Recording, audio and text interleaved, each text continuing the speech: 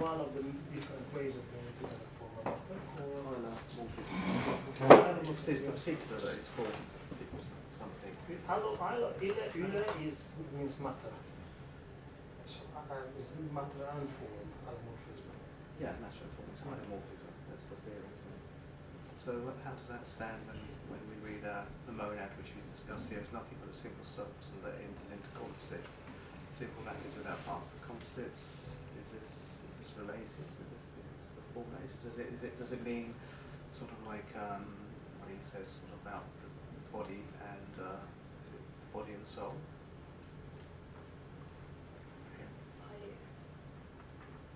Well, I was going to say that's much more help to lose from reading the fold.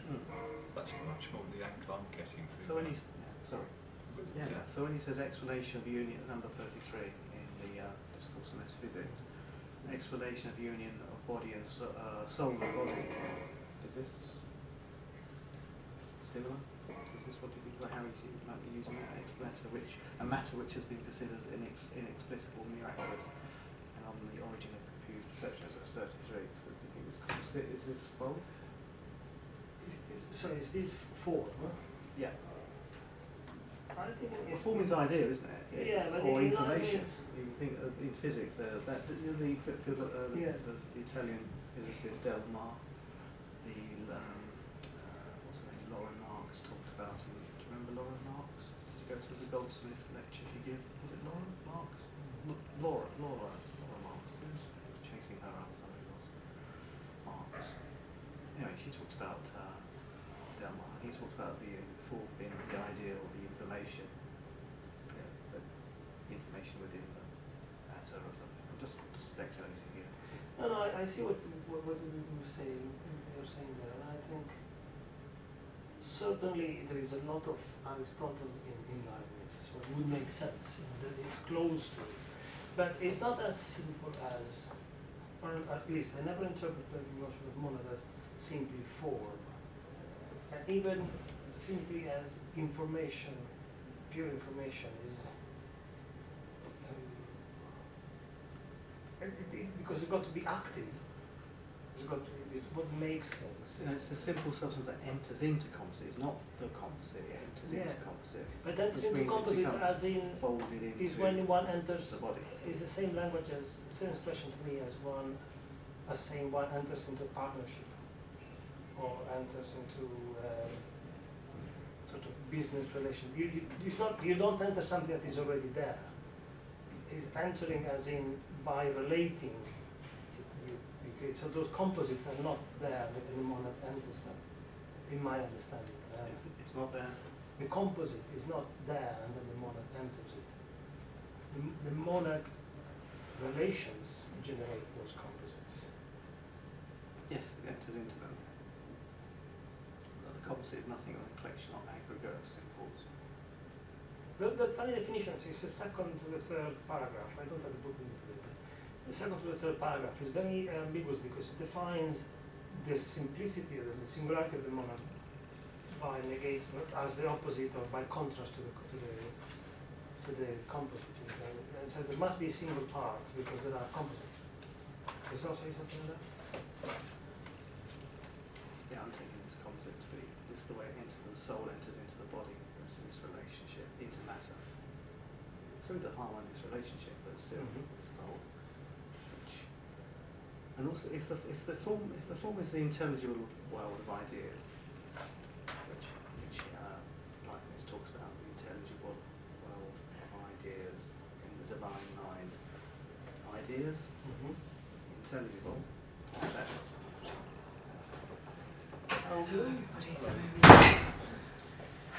start again.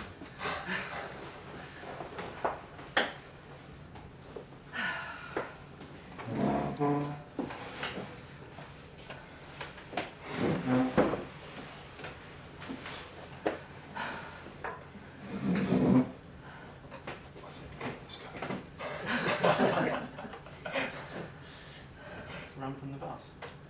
No, I just was late, so I've just been walking too fast. Sorry.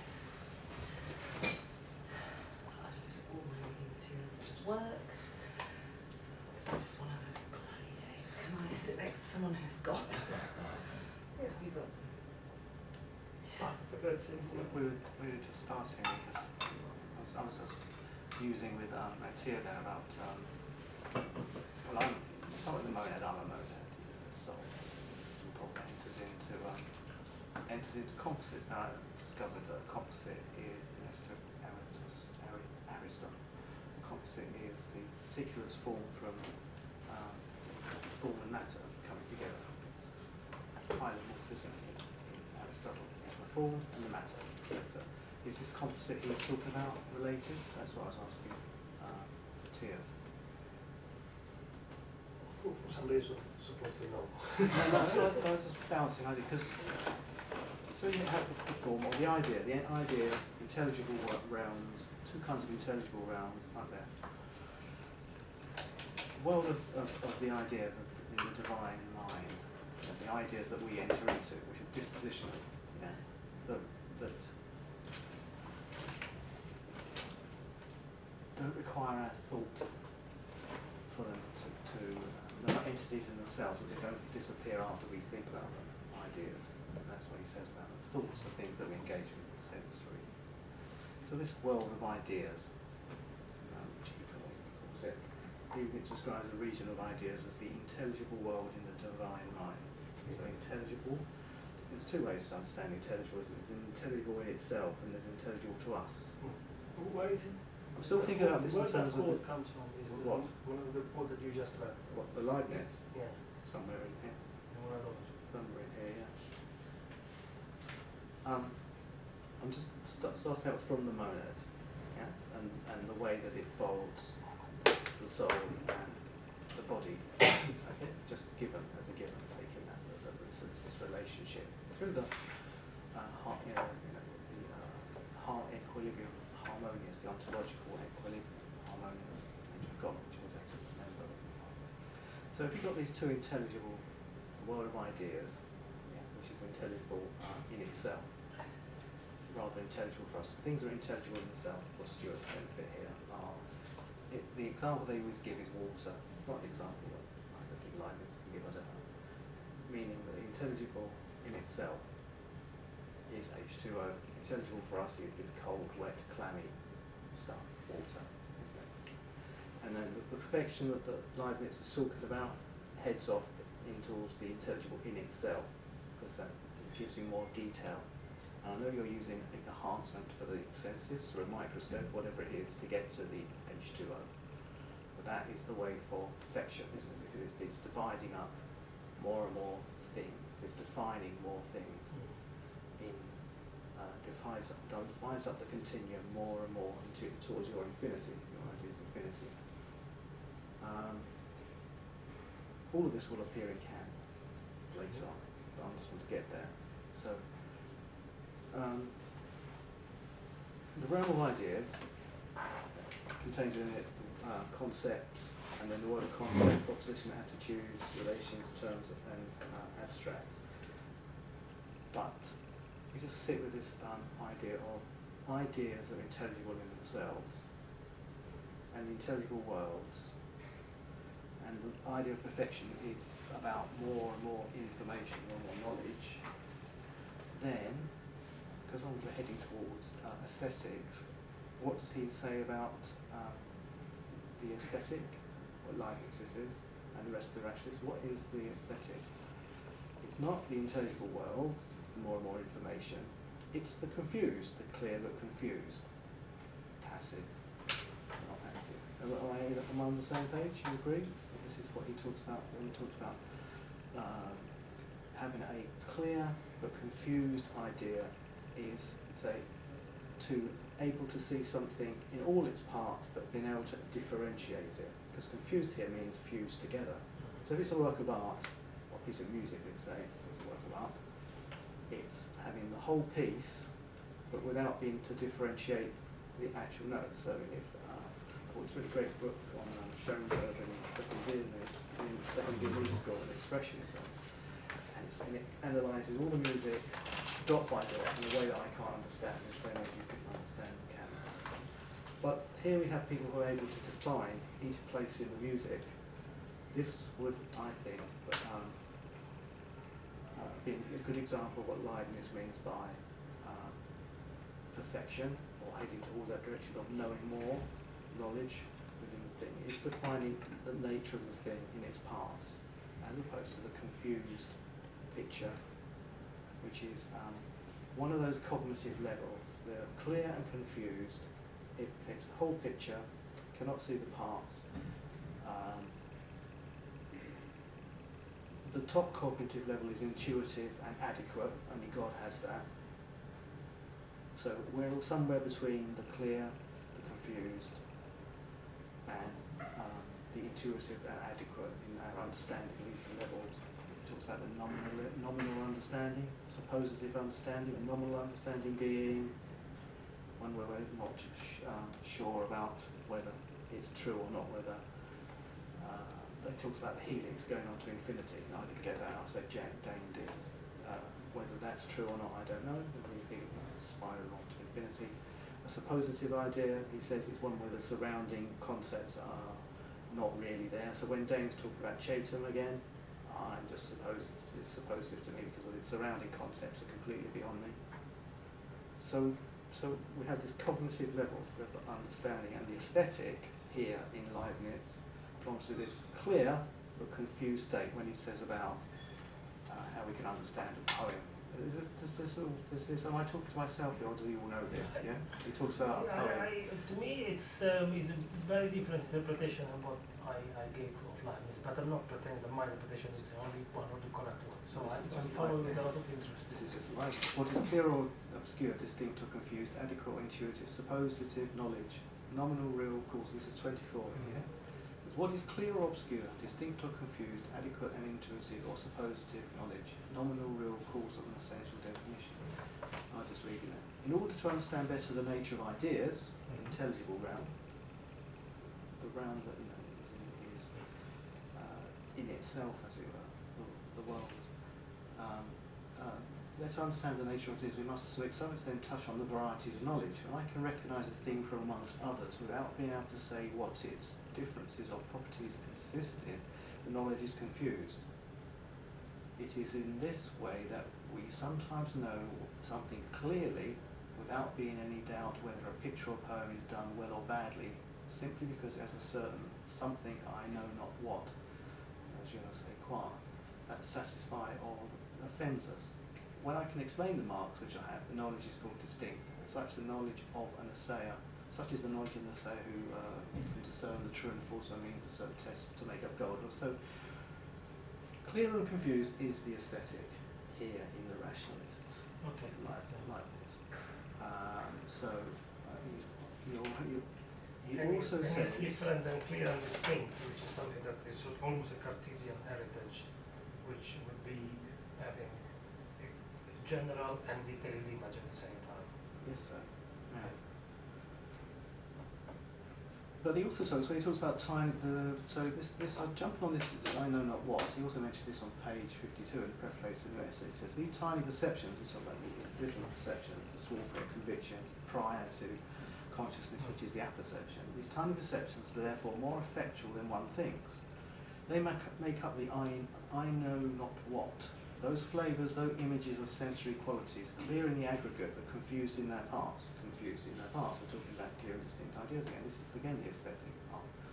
They make up those impressions surrounding bodies. They make up those impressions the surrounding bodies make on us, which involves the infinite, and this connection that each being has with the rest of the universe. It can even be said that as a result of these tiny perceptions, the present is filled with the future and laden with the past. That everything conspires together. And the eyes as piercing as those of God could read the whole secret of the universe in this form of substance. From the monadology, yeah, that was from Discourse on Metaphysics. So I'm just trying to track down and get an understanding here of what the rationalist idea of aesthetics might be, of beauty and art, which is this confused conception. It's not rational at all. It's not cognitive in that sense. Or it is cognitive, but it's a confused cognition. Because I just wanted to get this idea first of all. there's loads on these confused perceptions, isn't there? So this is all about the aesthetic.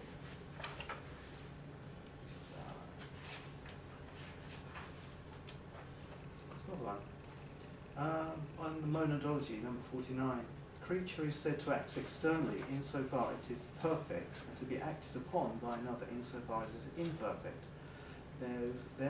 Thus we attribute action to a monad insofar as it distinct perceptions, and passion insofar as it confused perceptions, passion, aesthetic, clear, distinct perceptions, the actions, acting.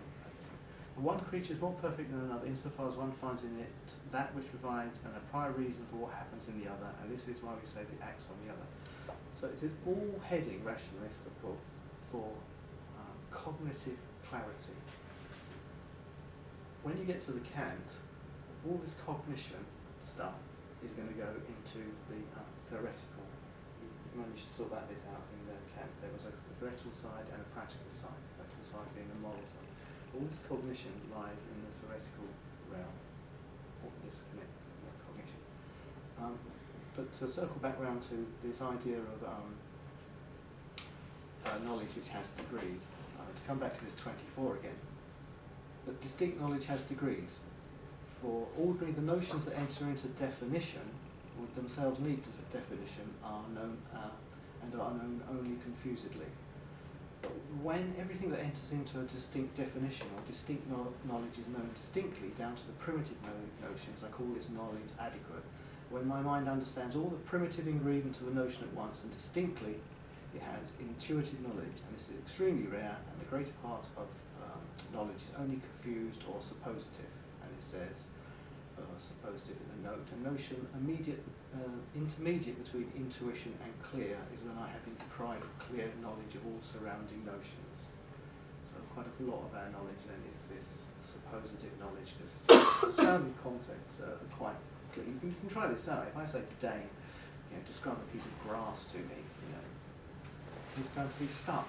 Because he doesn't know about the glue and the anthers and the ovum and which is defining the pieces. Again, that would be the distinct knowledge of something, the able to divide it into parts and know it. Look through a microscope, that enhances the senses. Through that established harmony, that it enhances the intelligible world, a world of ideas. Perfection then would be the knowledge that only God has of all tiny infinite parts. So I'm just trying to make clear you understand where the aesthetic lies in this rationalist discourse, or doesn't lie in it. Because why I say it doesn't lie is because, as I tried to mention last week, that is what then Baumgarten, disciple of Leibniz, tries to rescue. So, what the Marxists would say that reason tries through Baumgarten to colonise the aesthetic. So Baumgarten's got to put in the classical canon of rationalist discourse, which sees as a fulcrum theory of the universe, which is the world is this wonderful, beautiful place. It's the perfect world kind of idea, fulcrum classical theory. So Baumgarten wants to say that the sensual confused world that you find in Leibniz is actually a part and an enhancement of the cognitive ideal.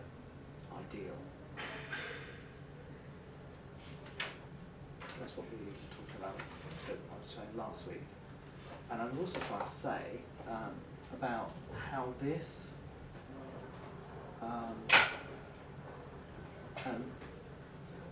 is a battle within the institutions. We've got an absolute philosophy here.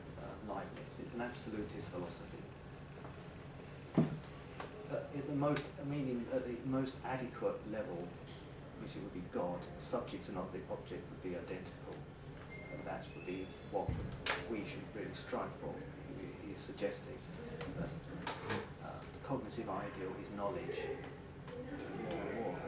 more and more small print, more and more perceptions brought into the fold of understanding, out of that confused and clear and into the understanding.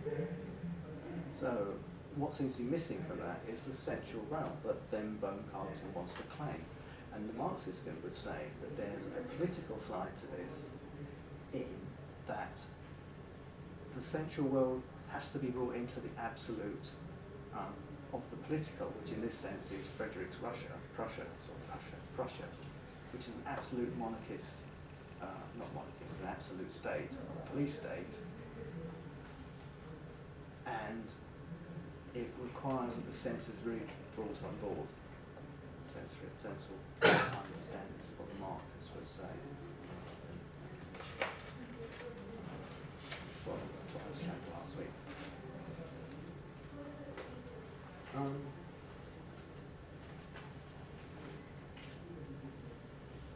Is it got to do with the way these binaries relate to each other? The cognitive versus the sensory. Well, except they're really on what single Continuum. yeah, or confused or distinct ideas. It's the world of ideas that remains and doesn't even really require us. Well, it's like he says that it's like each of us has an idea and puts different concepts into that. So you can, whatever you say, each of us as an individual have individual representations. So I talk about gold or something. Everyone brings to the table their own understanding of what that is. There is a set idea, a scientific idea of what that is, cognitive, clear, adequate idea. But each one of us brings their own representations as unique individual beings, a concept with their own finality, if you like. Each of us is a concept with finality that goes through to its end. So what the words do, they are just a kind of footnote to the idea. They don't explain the idea, which then just carries on. The idea is not a separate entity in the world. The idea is somehow revealed in this kind of Platonic anamnesis kind of remembrance idea. In Plato, the idea that anamnesis, we all know everything, and you can be brought to reveal that. He showed that a slave boy could be brought to understand maths, that kind of thing, and I could bring Stuart to understand Kant. The ideas are there. I'm sure. It's like a piece of. They talk about sculpture, and it's like finding your way inside a piece of marble, and finding the way that the veins and the way it lies inside, and uncovering what's already there. So the idea, whatever the idea is, of the God or the cosmos or freedom, whatever these big ideas are, can be uncovered, can be further uncovered. So in Leibniz, this is all a cognitive ideal, but what Baumgarten wants to colonize, to claim, is this the sensory realm. So to that end, in 1734, you get the first book on aesthetics, proper aesthetic theory of the science of the senses by Baumgarten, which is something like I can't remember exactly. It's about revolutions in poetics or something like this. He's put his first book, and then 7 years later he does the first lecture on aesthetics. First lecture, philosophical lecture ever, apparently, on aesthetics. This idea of aesthetics, which he coined, this idea of the science of sensibility. Science of the senses. So you're saying that Leibniz is a cognitivist and Baumgarten is He's the same. He is also the same, actually. He's a pupil, he's a follower. He's the same age, Baumgarten. He's a bit older than. He sort of straddled Leibniz. Was Baumgarten? Yeah, I think it's Baumgarten. He's a little bit older, more sort of Kant's age. Meyer, they're all that age. Wolff is the one. You've got Leibniz, Wolff, Baumgarten, Meyer. They're all rationalists. And they all Follow have the same Leibniz. era as Kant. Kant's 1824. 1724. Sorry, yeah, 1724 to 1804. Meyer and Baumgarten are about the same. Wolf is Wolf, W-O-L-F-F.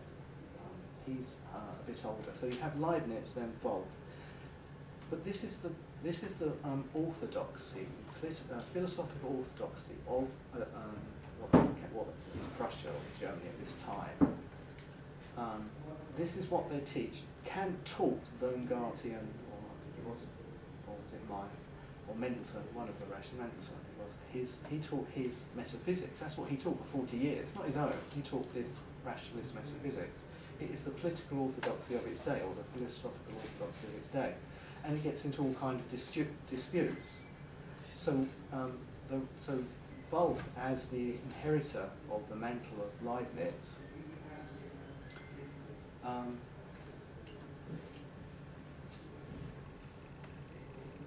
it's a slightly altered Leibniz. It's a more, what should we say, segmented version of Leibniz. The continuum suddenly has parts to it. But anyway, they're still Leibnizians. But what happens is Baumgarten wants to colonise the senses and claim it for the rationalist system. He wants to claim it for the rationalist system. Now, the problem here that they have is that in the universities, philosophy has quite a low standard, I should imagine. The higher cognitive faculties go with the sciences and mathematics, and they look down, on the senses, as the history of philosophy or history tells us. As I said last week, Baumgarten sees this as a logic, this logic of science, this science of the senses, as a feminine logic, as a logic that supports the cognitive grand idea scheme of things. But of course, what you've got to, I think, and I think I'm going to tell you why I think it's very important, but there's a battle goes on within the institutions. They have to fight their corner to get this. And why I think what an interesting parallel to make is what Professor Johnny did or done when we were at Greenwich. We came back from Exeter for one day for we'd been to a conference or something, and she had to write that evening how she was going to judge the artworks that she wanted to bring into university. So if you think of Greenwich, I always think of Greenwich, she brought an artwork into a university, and here she's bringing an art school into a university, and here she's like bringing philosophy to artists, kind of thing. So it's the other way around. But it takes a battle, and the first battle is for how you're going to judge this stuff. That was her battle. A similar battle goes on back down here, when they're trying to introduce the senses into the institutions. And they are successful, and they do it, but it undermines the whole rationalist project, and the whole metaphysics goes out the window, basically, with Kant. But the bridge to Kant and the critique of judgment is through this logic of the senses. The pre-established harmony thing, they rather go with the cause and effect of the empiricists.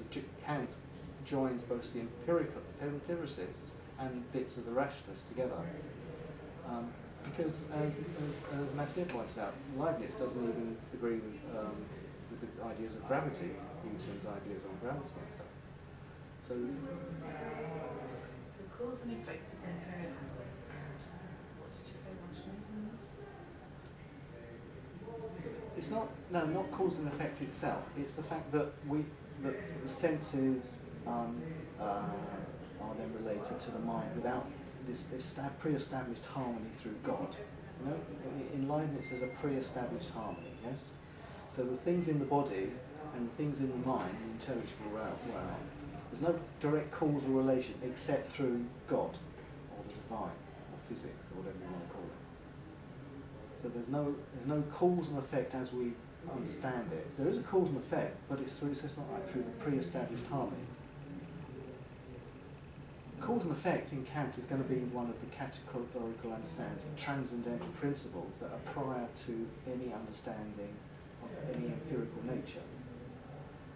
But it is not self-identical with the empirical understanding, because a metaphysical understanding is one that is a cause and effect that requires an external cause in the world. But a transcendental principle of cause and effect is simply one that you could think about. Every effect has to have a cause. Every cause has an effect. You can think that without the object. But if you then think of an object and then say that there's an external cause, that's what the difference between a metaphysical relation is, because that is actually quite contingent.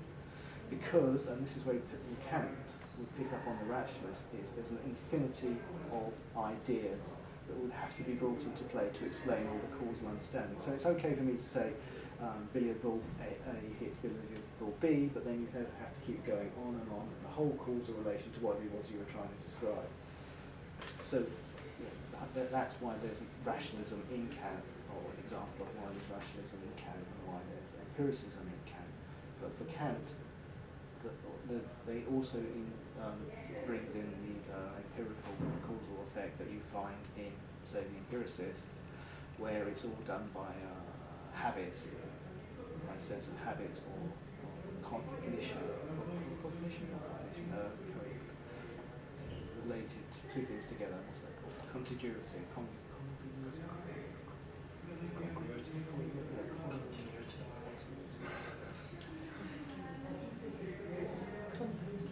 Contiguous.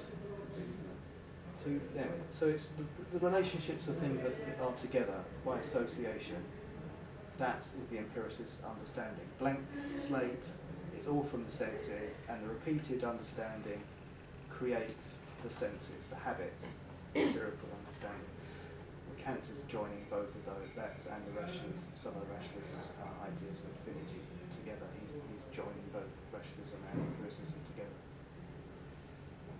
Hence, the whole metaphysical system of the rationalists collapses, more or less, or gets incorporated into what comes after. But so back to the aesthetic. The confused perceptions, Baumgarten wants to say, are cognitively valid, that they can help the senses, the sensual science of the senses, or a philosophy of art can help cognitive awareness or understanding. Something which Kant, by the way, is going to deny. Kant is going to say there's no cognitive, and this is a point of conjecture with Kant, there's no cognitive allowed into the aesthetic in Kant. And that's where, as I say, a point of connection, contention with Kant and like, because it's a subjectivist account. But if you think about where we are now in this art school and stuff, it seems to me some people are still living through the Baumgarten moment, and it's not a bad thing, you know. Bring up today in the sense that something like Johnny's ICAS, the Institute for Converging Arts and Sciences, here I would say, you know, is a specific theme plan that art enables science, or what you will. It can make it more understandable or realisable. This is what Dane's all about, is it not, Dane? Not a man who straddles both science and art, and this would somehow appear in your work. You know, that you know, as I understand it, this is something that would not, you know, be something that would be completely. No, you could do science through art, vice versa. It's not just a case of explaining science via art. It's a methodology in contemporary art which allows one to practice science knowledge by bringing in what I would say is alternative methodologies of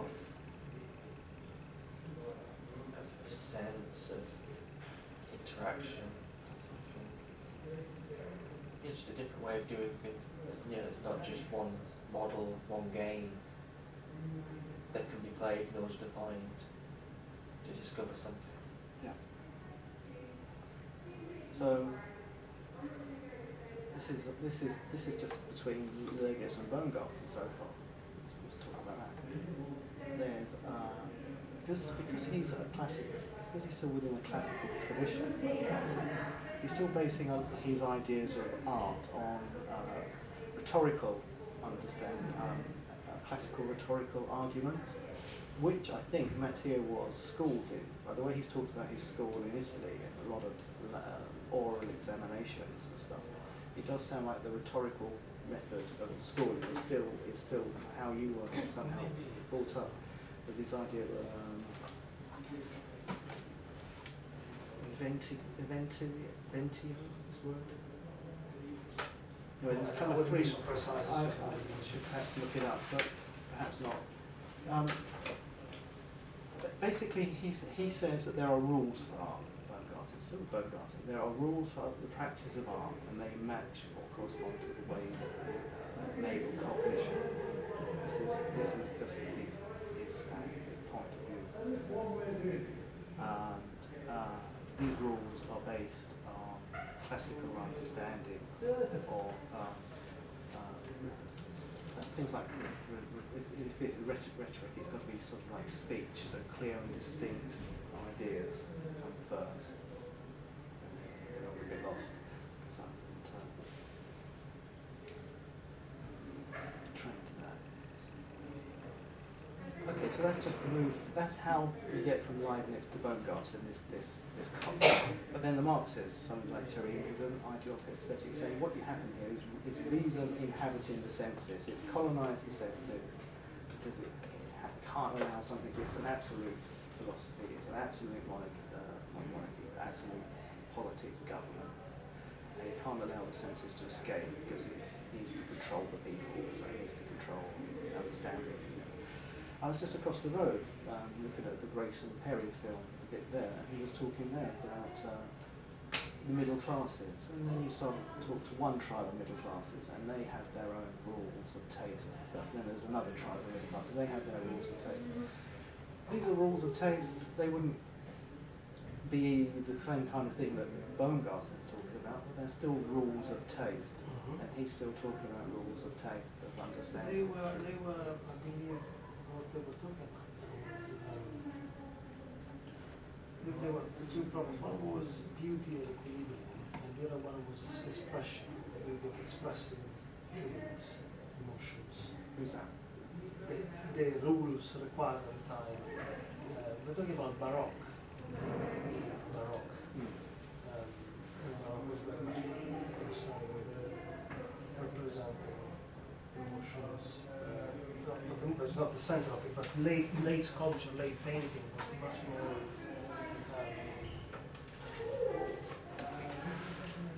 into the unstable aspect of representation.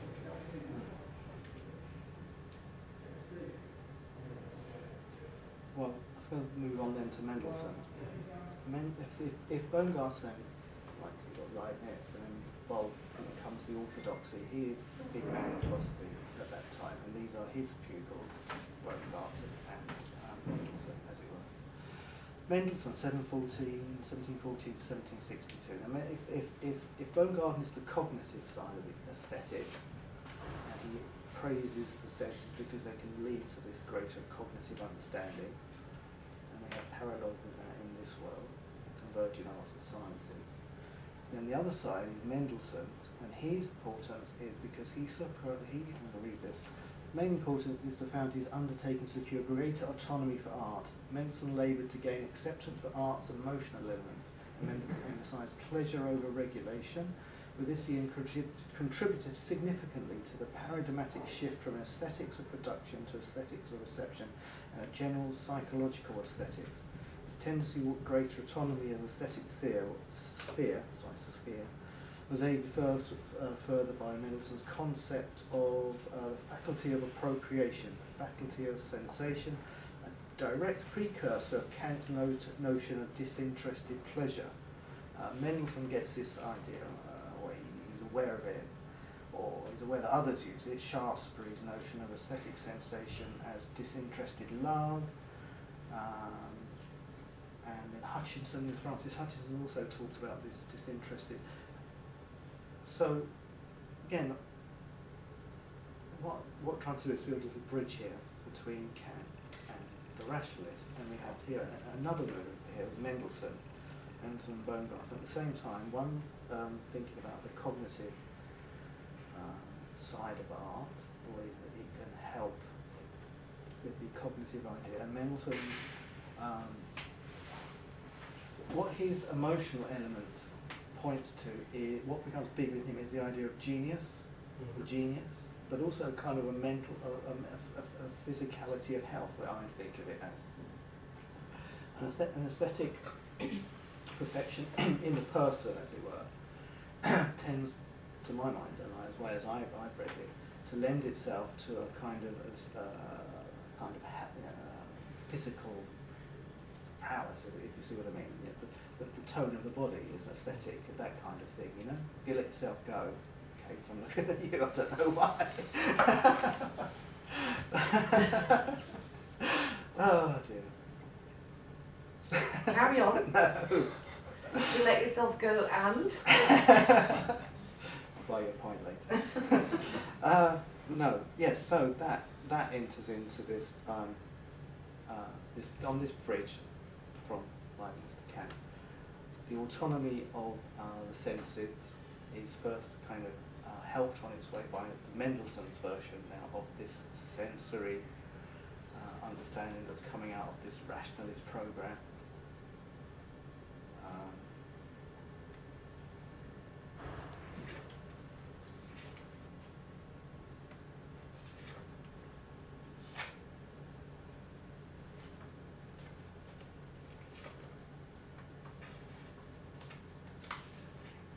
I'm trying to think of artists that were contemporary to these preoccupations. To have, because there was, after the beginning of Leibniz time, would have had a great presence of still life painting, for example, and a lot of naturalism. There would have been, and then there was a start of rediscovering classic sculpture, which obviously was already ongoing in the Renaissance, but Pompeii, for example, was widely excavated by the King of Naples, a bit for his own palaces, a bit to sell to the British, the Germans, and the French when they come to Italy, to ransack like that, and they had bits of various sorts. But at the same time, Baroque twist was in its extreme overfold. If you think of what is called Rococo architecture, which has fold and curves and it's like a huge cream cake. So when they're talking about sensation and body or flesh there, it's really, really heavy one. It's not a pure aesthetic, separated image. Has anybody ever seen the sculpture of a very mad German sculptor called Messerschmitt? Maybe, yeah. Who was very following the Baroque preoccupation, or the preoccupation of this period, was Baroque, of representing expressions, or expressing emotions, two things always went in and out of the same definition. He was making sculpture of his own head, making the most funny grimaces, as if he were screaming, as if he were in pain, or other things. And they look very much like photograph to our eye, obviously not to the real eye. But then obviously he lost the plot a bit because he had a beak to his face in the later images. But they're very, very interesting because the preoccupation with this second aspect of what is the eye, there was pushed to the extreme.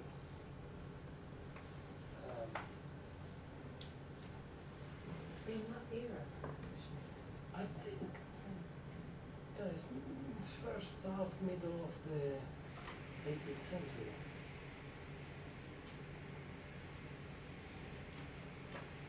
And also it's interesting to me because it's the only imaginary prototype to be an art historian and that kind of knowledge. But his work are the only images I have seen of people at that time without a wig. So it's him with very short hair and with the wig, which is kind of interesting because it's far more real than the representation of the time. I still like things really interesting about physicality And and death. decay and Yeah. it's very deadly. But that was Baroque, no, high Baroque, so to speak, in terms of the preoccupation with passage and death. So Baroque is not only the superficial aesthetic over decorated, over folded. The fold is because there is a preoccupation and anxiety passing away of that death and judgment and all that would come afterwards. So the moment of passing is always marked with extreme emphasis. So for early Baroque architecture starts marking the door by decorating and emphasizing on the frame of the door several times, and the facades of the building become from flat become curved and so not really welcoming, but also take you in. So there is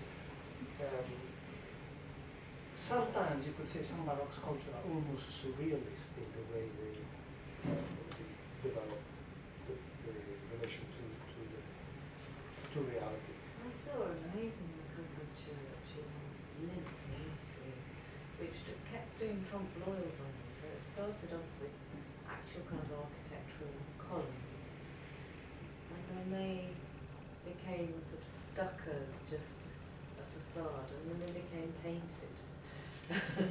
And it was a trompe-l'oeil, and you were supposed to believe that God was really there. And it was supposed to look as if it was really. It was the most peculiar. That what period would it have been? That would have been 17. 17. Yeah. Because the still life is throughout the 17th century, probably beginning of 18th. Very much naturally. But there is already an aesthetic of neoclassic inspiration coming back through the mid 18th century. I was just trying to link Jean-Louis David, who paints those extremely boring paintings of classic inspirations, drawing from Roman or Greek mythology, flat, static, almost like illustrations. He's just about the French Revolution, but then you have Delacroix 10 years later with all the movements of the naked breasted woman leading the people on the barricades. Okay. So we're getting the picture, yeah? What I'm trying to paint here about these people. So its primary aim is science of sensual cognition to aid the faculties of logical cognition. That's just the Beauregard view, yeah? In order to do so, unique modes of sensual cognition need to be investigated, but to claim relevance for sensual perception as an unavoidable element of all cognitive procedures was not an easy task. For Baumgarten and his student Meyer, I think it's Meyer, M-E-I-E-R, the successful aesthetician combined attention to and love for the sensory world with the faculty of rational cognition. Sensual cognition must not be seen as a faulty or incomplete rational cognition, but rather an independent faculty. But Baumgarten argues that to comprehend, so there's an interesting move there, an independent faculty. Baumgarten argues Independent faculty of cognition. The sensual cognition must be seen as an independent. So argues that to comprehend an object obscurely, confusingly, or indistinctly is not a failure. But must be considered a specific achievement of the soul. A representation is not distinct, it can only be sensual. Therefore, the inferior cognition is a sensual mode of cognition, still cognition, although it's not irrational in itself. The fact that it is a faculty of cognition makes it analogous to rational procedures. So it's analogous. Sensual cognition is analogous to rationality. That's Meyer. Baumgarten and his pupil Meyer, yeah. But this so-called natural aesthetic needs practice, needs exercise, needs to be developed. and it's prescribed by the rhetorical system, the classical rhetorical system or tradition of argument, that what was true was convincing or more probable than other contents of the truth.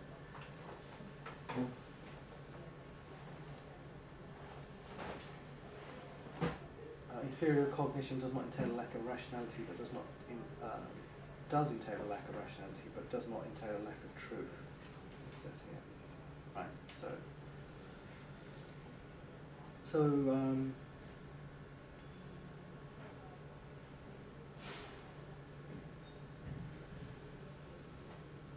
I believe that this is a good point, that the lack of rationality does not mean lack of truth.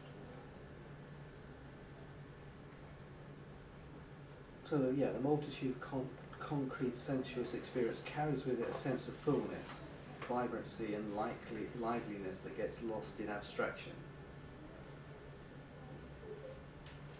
So it goes on. This is Baumgarten.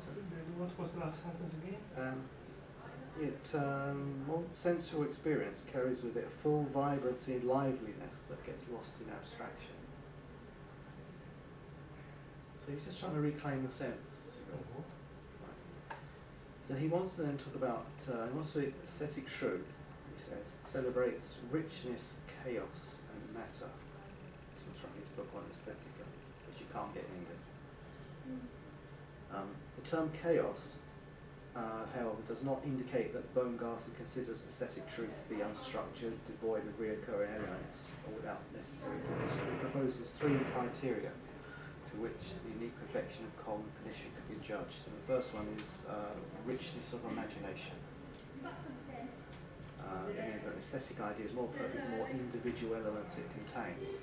So we go back to Leibniz, all those perceptions, and then the definition was the more you could define the parts. Like a piece of grass, you can see a piece of grass, you're not confused, it's a piece of grass, but if you know what the individual structure is, this is a higher level of definition of cognitive understanding and knowledge of the idea, because it becomes more, and then you can go into the DNA of the grass if you like, and there the idea again becomes more revealed. So the idea that Leibniz has grass, and the idea that we possibly can have a grass of the DNA now, not just by looking at it, but looking at the DNA and seeing that it's actually structured, it's related to the whale or something, rather, in the DNA, whatever it is, it's not the same. So that is the unfolding of the idea throughout time. And so that's why I said it's not something that exists. I'm not saying it's platonic, but it still is unfolded like in the way that sculpture is revealed. You chip a piece more off of it, and it's uncertain. He's still celebrating the sensual in that vein. Putting it like this, because when we get to Kant, this is going to be different. As I said, no cognitive understanding in Kant so much like this. So the first way that he wants to look at the art is through richness of its, like in your paintings, the richness where there's more elements, the complexity of content becomes elevated to a characteristic of aesthetic perfection. This kind of complexity has little value in Leibniz, where it's just confused. The second characteristic of perfection is the magnitude of imagination, he wants to say. These are the rules that he's trying to lay down for aesthetic understanding of Baumgarten. Sensual complexity, the magnitude of imagination is linked with notions of relevance, and thus the form of judgment that is no longer purely sensual. So the second characteristic, the massive imagination is then linked to relevance. Meaning that aesthetic ideas are more relevant if it's like if it's about us, like people, human stories. Narrative tells a lot about the humans than pictorial representation, say historical things. So the kind of things that Mathieu was talking about there do not strike a chord. Historical pictures of the David kind of stuff than things that have a more relevant power, presentation. That speaks to us, satisfying. So that's the second characteristic of aesthetic perfection, the magnitude of imagination and its relevance. And the third element, and these are all the rules that we don't throw out. third element is to clarify the presentation, is the clarity of the presentation. So you've got richness, the chaos of the matter, richness of the imagination, aesthetic idea, what perfect it is, the more its magnitude of imagination, its relevance, and its clarity. So these are kind of three characteristics that Bo Barson wants to talk about. The presentation, I see that by before, is why I mentioned this. Does it recall the distinct perception behind Which one's this? the clarity of presentation? The third point. I think it has more to do with this rhetorical notion that the true is what is the most probable in the argument. In their world, the absolutist Prussian mirror state, if you like. I mean, that's one of the mirrors that keep appearing in the monads, also appear in Leibniz's understanding of jurisprudence, which Laura mentioned last week, in their ideas of society and state. So people are kind of mirrors to each other in the earlier Leibniz. Arguments are mirrors. In the later argument, it's that argument about action and passivity that we came across earlier, where activity is the greater, acting on rather than being acted upon is the greater of the two. So in that sense, it's the big guns will out, if you like. Like it's the universal that wins. The universal that you find in Kierkegaard, anything, is society that wins. So, but there's a kind of mirroring that goes on in the earlier understanding, and in the later understanding is activity. But it's still a state that is absolute. That is, when I said the Marxists would say it's reason it's reason occupying the sensual world. It does so for a form of political control. It's everyone's got to be on the same page. When I mentioned the Grayson Perry would be a good example. He's talking. He goes to Tunbridge Wells. I live near Tunbridge Wells. It's the place that's held up. I don't know if you know this, but most of these you know that, Kate. That Tunbridge people say disgusting Tunbridge Wells. It's shorthand. You know what Tunbridge is. If someone says Tunbridge Wells, it's like the place for the middle class. It's like it just means middle class. You say Tunbridge Wells, it means, doesn't it? Yeah, middle class. I went to school in Tunbridge Wells. It means that's what it means. That's what it means. And that, if you like, that is if they could roll that out further everywhere, that is what the Prussian state, a unified, clear, cognitively savvy Prussian state would look like. A police state, everyone would look the same. You can think of this you could go to your modern media conferences and talk about computers and stuff and mirrors in that sense, and everyone looking at and jump into mirror neurons and something like this and make a bit mad dash for the exit that way. I don't know. But this is all tied in. So the whole rationalist system, which we're talking about, system here, is being extended to take in the sensory and aesthetic ideals, which the Marxists say was a form of colonisation of reason into the world of the senses, as it were. Okay. So, just still slowly creeping on towards the critique of judgment. Try and get to that slowly.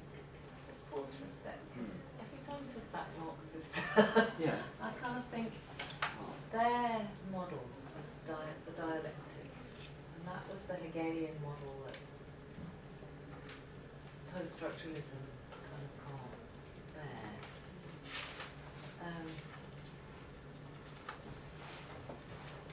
Yeah. And it's the what really interests me at the moment, and I haven't really sort of formed, it's the relationship between binaries. The way binaries, is it a continuum, a Deleuzian continuum, or is it a dialectical synthesis or an antithesis, or I don't know. It strikes me that all these philosophies are about the relationship between binaries. Is that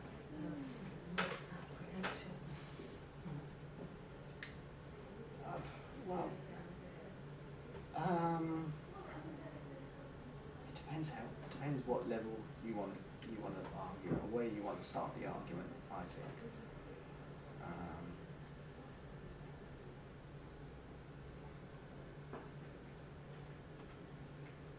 If you want to talk about it here, this,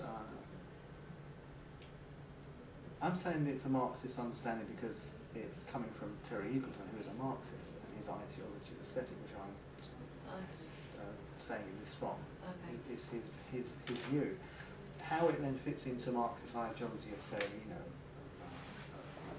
well, the fact that I'm using class distinction, to explain it through analogy through Grayson's work, middle classes, because I don't know the historical situation.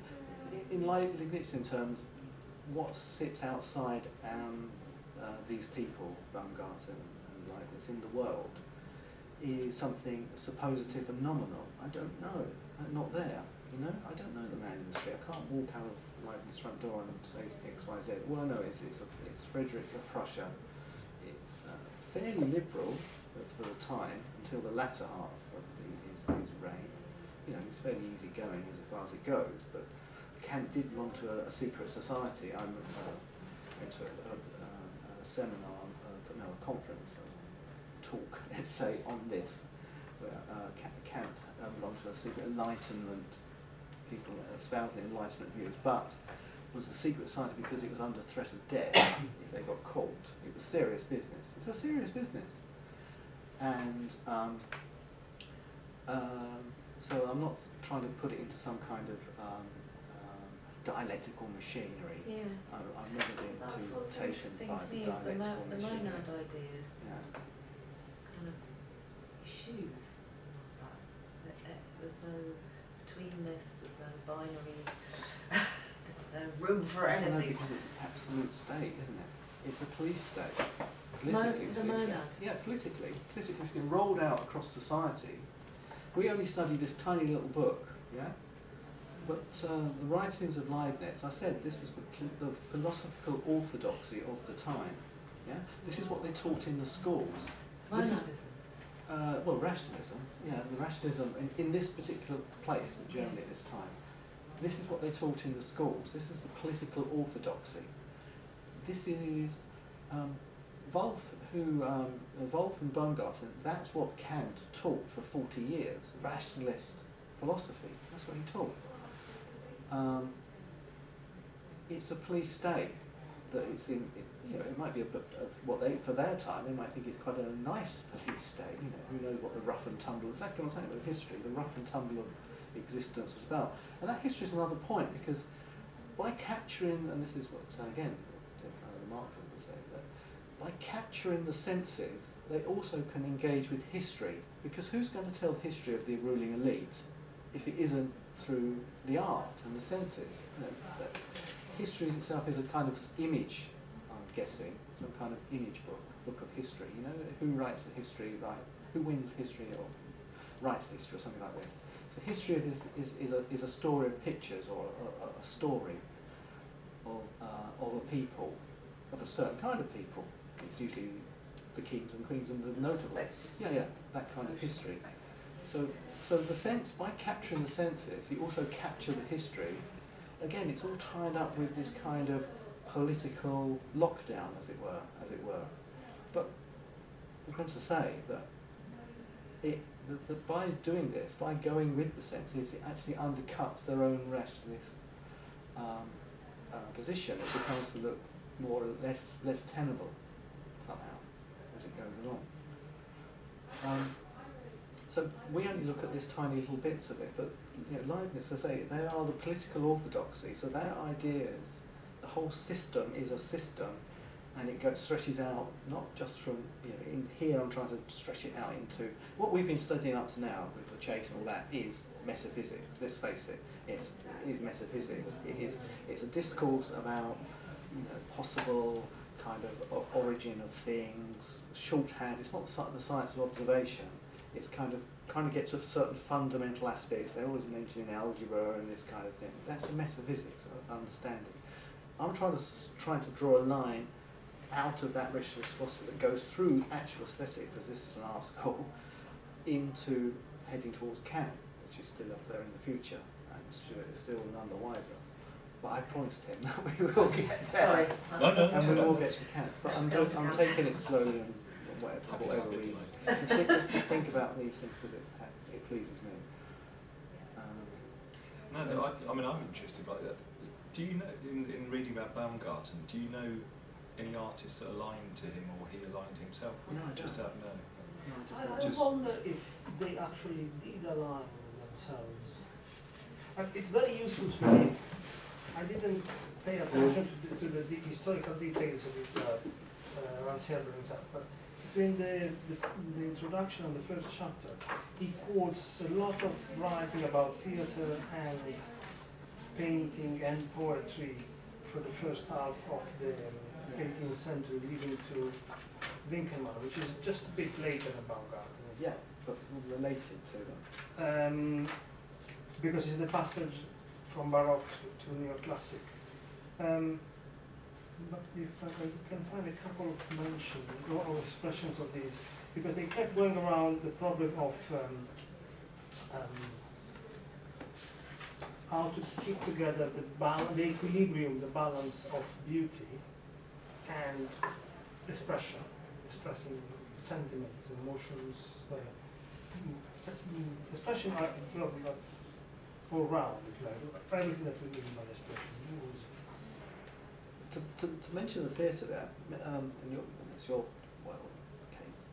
Mendelssohn brings in this idea that an aesthetic, like you can have like suicide as an aesthetic, it's not a bad thing in the theatre. He brings in this idea that art can be separated.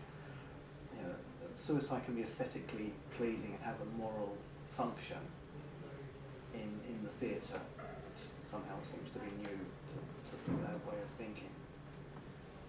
This is okay, that you can have these kind of aesthetic, talk about these kind of things. But just to go back to this idea of this Marxist thing,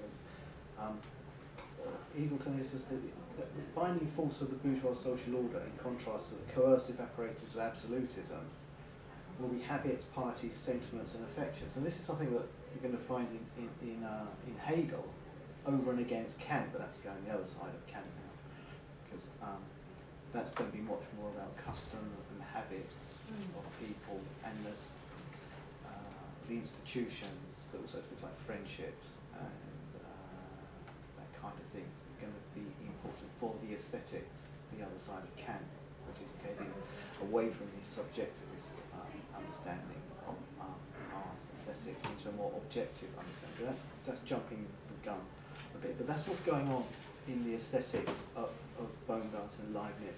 It's a colonisation of reason into the senses that has both a political function and the start of an aesthetic paradigm which comes clear with Kant. Everyone talks of the critique of judgment, but a lot of these ideas are showcased in the aesthetic thinkers of these people who are slightly before him.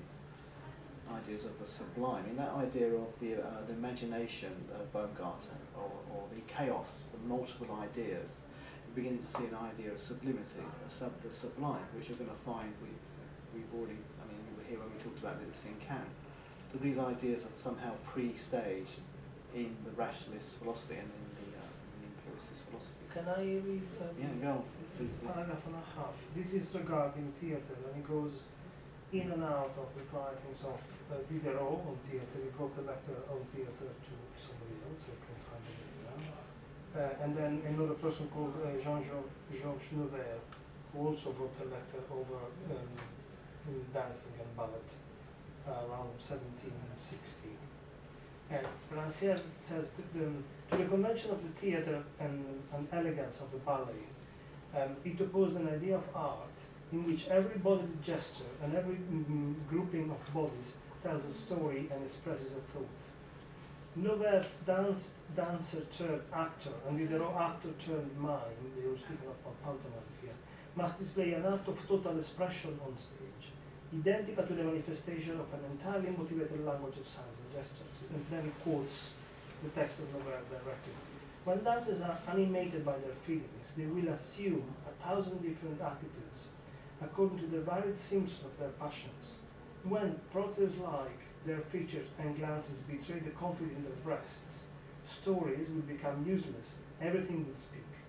And each movement will be expressive, each attitude will depict a particular situation, each gesture will reveal a thought, each glance will convey a new sentiment.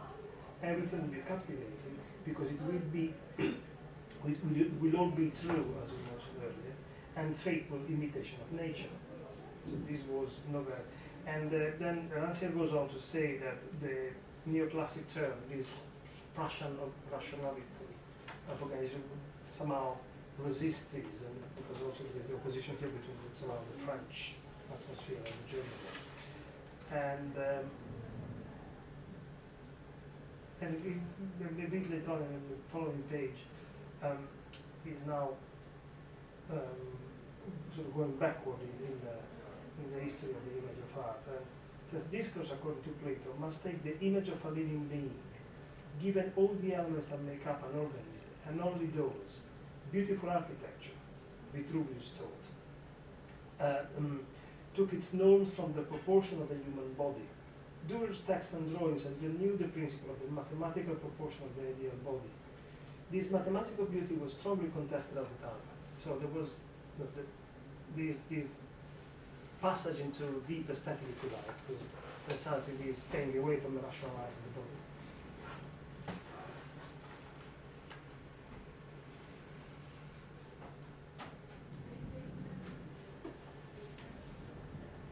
I found a quote about on the stage in Mendelssohn when he argues for greater autonomy of art by separating it from morality to some degree, by allowing for artistic representation of morally wrong acts because of their motive potential. So he was the one who was trying to champion the motive side in the sense that you can have morally representative acts do not serve only as negative examples, they are artistically good and valuable elements, he said. So here's the quote from his Letters on Sensation. It says, the stage has its own morality.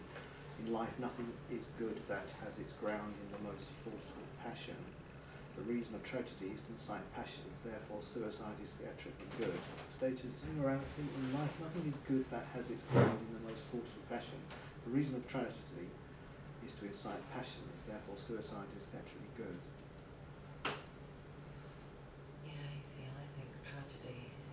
If I had had time and could have come last week when we were all giving our definitions of a monad, I was going to say, I think a theatre audience is monadic because it lives on both sides of its skin. It's watching tragedy and it's having a categorical imperative, sort of monadic empathy, experiencing what they see. That's what I'm getting from monads. The theatre is a monadic thing. What does it mean by categorical imperative? Well, Lacan talks about desire as, and he's not the only one that does, talks about desire as a sort of expression of the Kant's categorical imperative.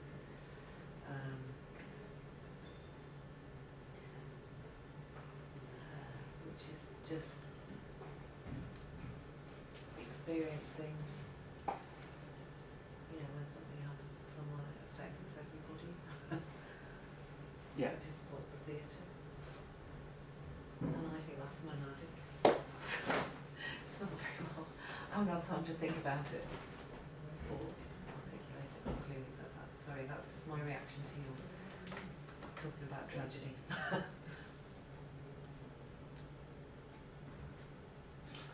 No, none of you was last year when we did.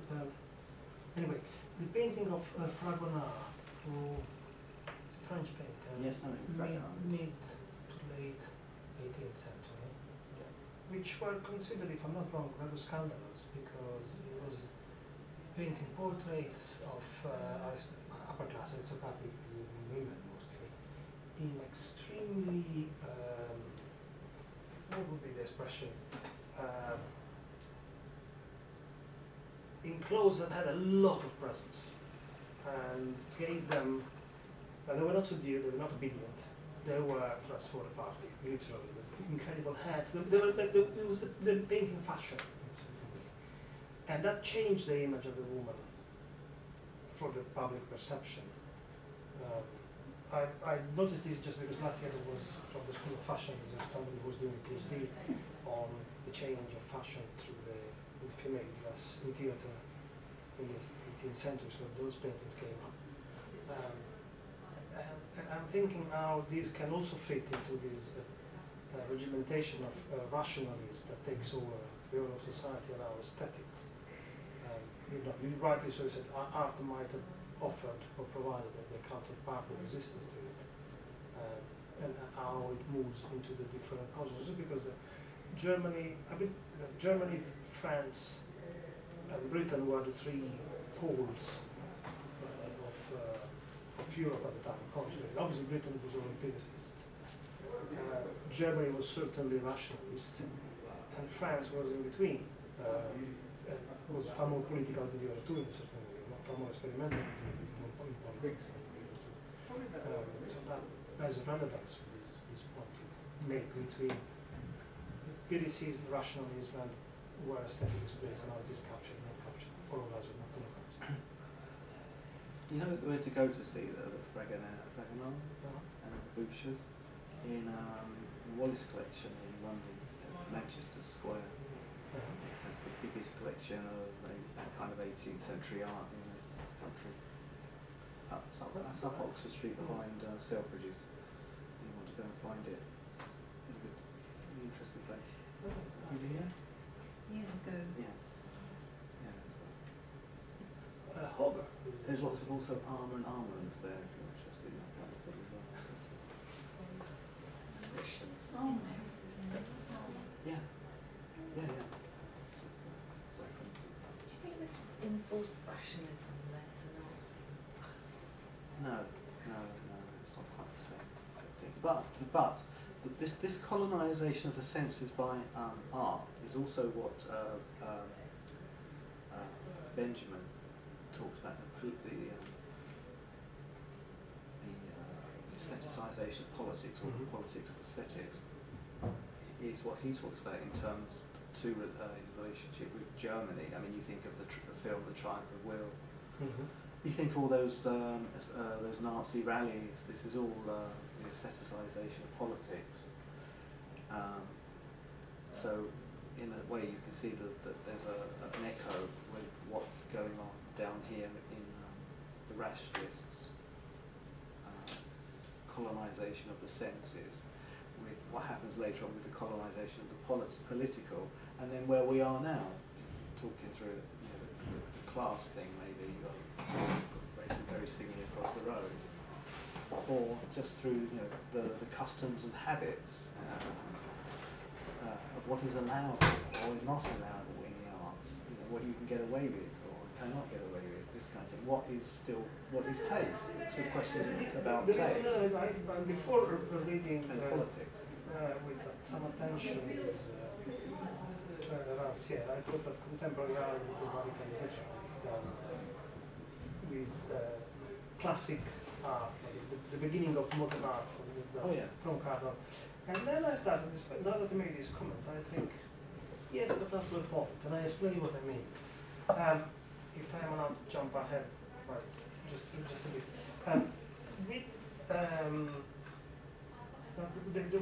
The notion of aesthetic judgment dominates, or what Winkelmann and what happens in art at the end of the 18th century is that all the different strands of art making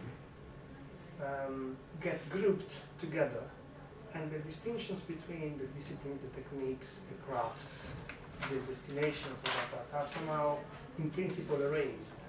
But art then becomes separated from the rest of society, and that's probably the political solution that is found by rationalists, by putting it there and not here. So it becomes something to contemplate, something that is no longer engaged with the kind of margin of imagination, richness of imagination, and all these things that are much more emotional.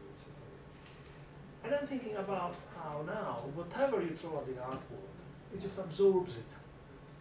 Whatever real attack you bring to it, or whatever real attack you bring to society via art, it is absorbed by the artwork like a rubber wall that takes away all the edge to it. So it is still retaining this separation that makes it somehow just aesthetic between quotation, as in superficial, and not aesthetic in the sense you were describing, but in the lay term of. Is that true? Well, it is rather true. It's one of the reasons that pushed me to stop working with things that it is a sort of moloch that absorbs anything in the artistic system. But maybe I am running ahead too fast and too much in my own direction. Damien Hirst. I'm not thinking of individuals, I'm thinking of what the reactions you get. Well, I'm interested in that idea though, what you said about that peeling away, the art world. It's kind of, I'd like to start with that as a positive thing. You know, is this, but it has, as you say, moved away from life or from everyday life. Is that what you what you mean? In a certain way, yes. I mean, I was also thinking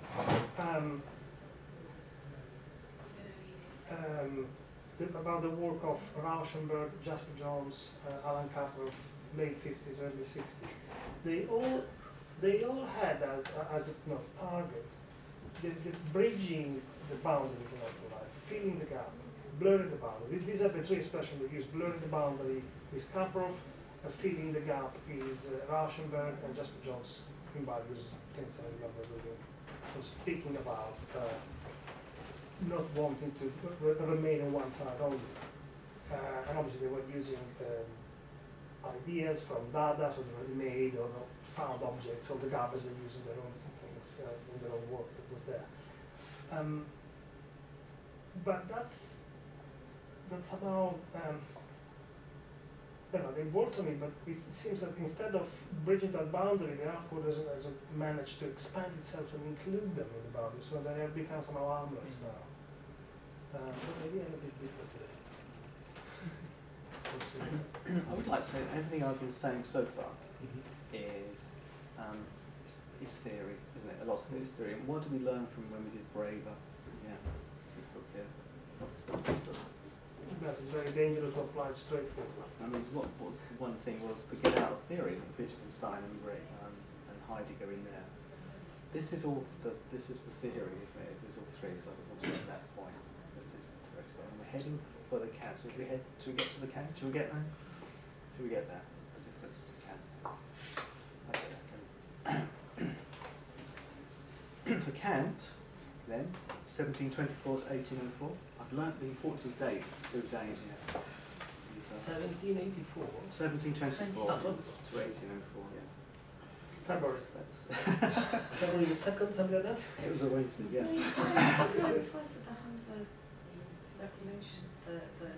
Yes. He's Yeah. with The critique of Bolton. pure. Does he write about it? No, the critique of pure reason is 9 years before the. That's French Revolution. 1709. Yeah. No, 1790, sorry, 1790. Critique of pure reason. Anyway, so the Kant who valued Baumgarten as a metaphysician, but not as an aesthetician. You don't have to say these words, they're quite hard.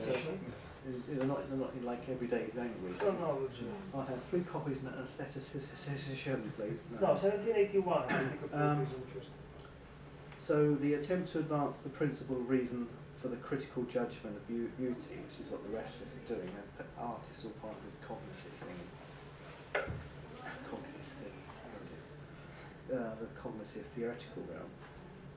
The attempt to advance the principles of reason for the critical judgment of beauty and the claims of the state of science of such rules seems hopelessly flawed. For Kant, this is.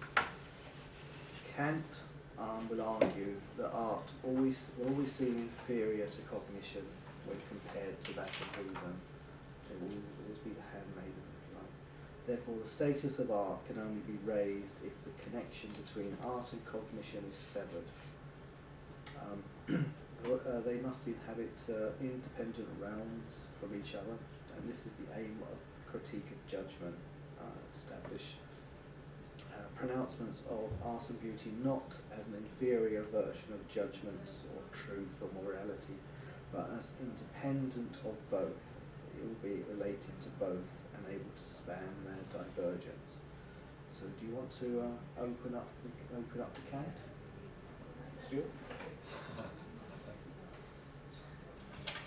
What, by reading something? Well, do you want to? Yeah. Do you want? You had enough of me waffling on about Baumgarten and the rest of these guys, and then shall we open up the Kant? Excite Hunter. Yeah. Okay. If in my edition, which is the translation you insisted that we need to use, the American, Yeah. there is a preface to the first edition, a few pages long, Yeah. which Yeah. somehow sounds very concise but very clearly what we have done before, even before getting into the introduction where it lays out on the principles of philosophy and the division of philosophy. Okay. There are a couple of passages that might help Stuart now, so conclusion here. The first line is, the faculty of knowledge from a priori principles may be called pure reason. Knowledge from a priori principles. This is The preface to the first edition. so you want to read the whole preface, only a few No, not pages. necessarily. Well, there were a couple of lines that I thought are very helpful to just set the mood, so to speak. Just Have you got it there? Yeah. Yeah.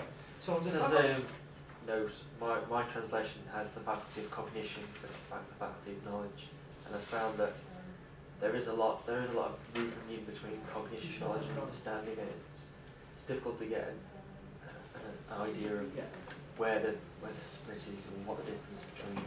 So what's your first line?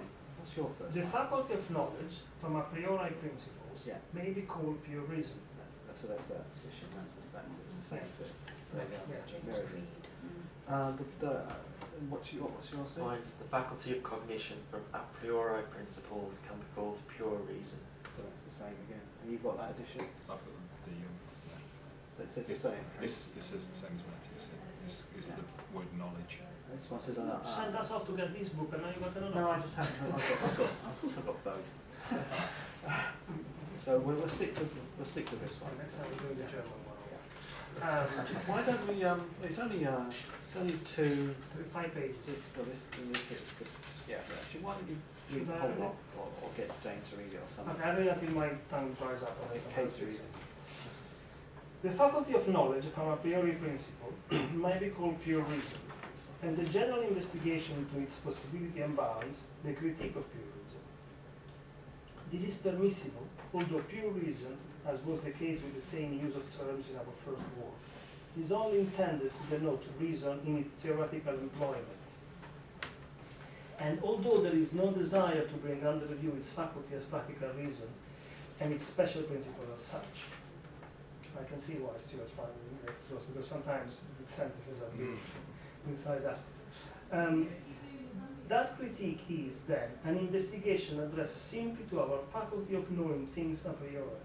Hence, it makes our cognitive faculties its sole concern, to the exclusion of the feeling of pleasure or displeasure and the faculty of desire. And among the cognitive faculties, it confines its attention to the understanding and its a priori principles, to the exclusion of judgments and reason. Faculties that also belong to theoretical cognition, because it turns out in the sequel that there is no cognitive faculty other than the understanding capable of affording constitutive a priori principle of knowledge.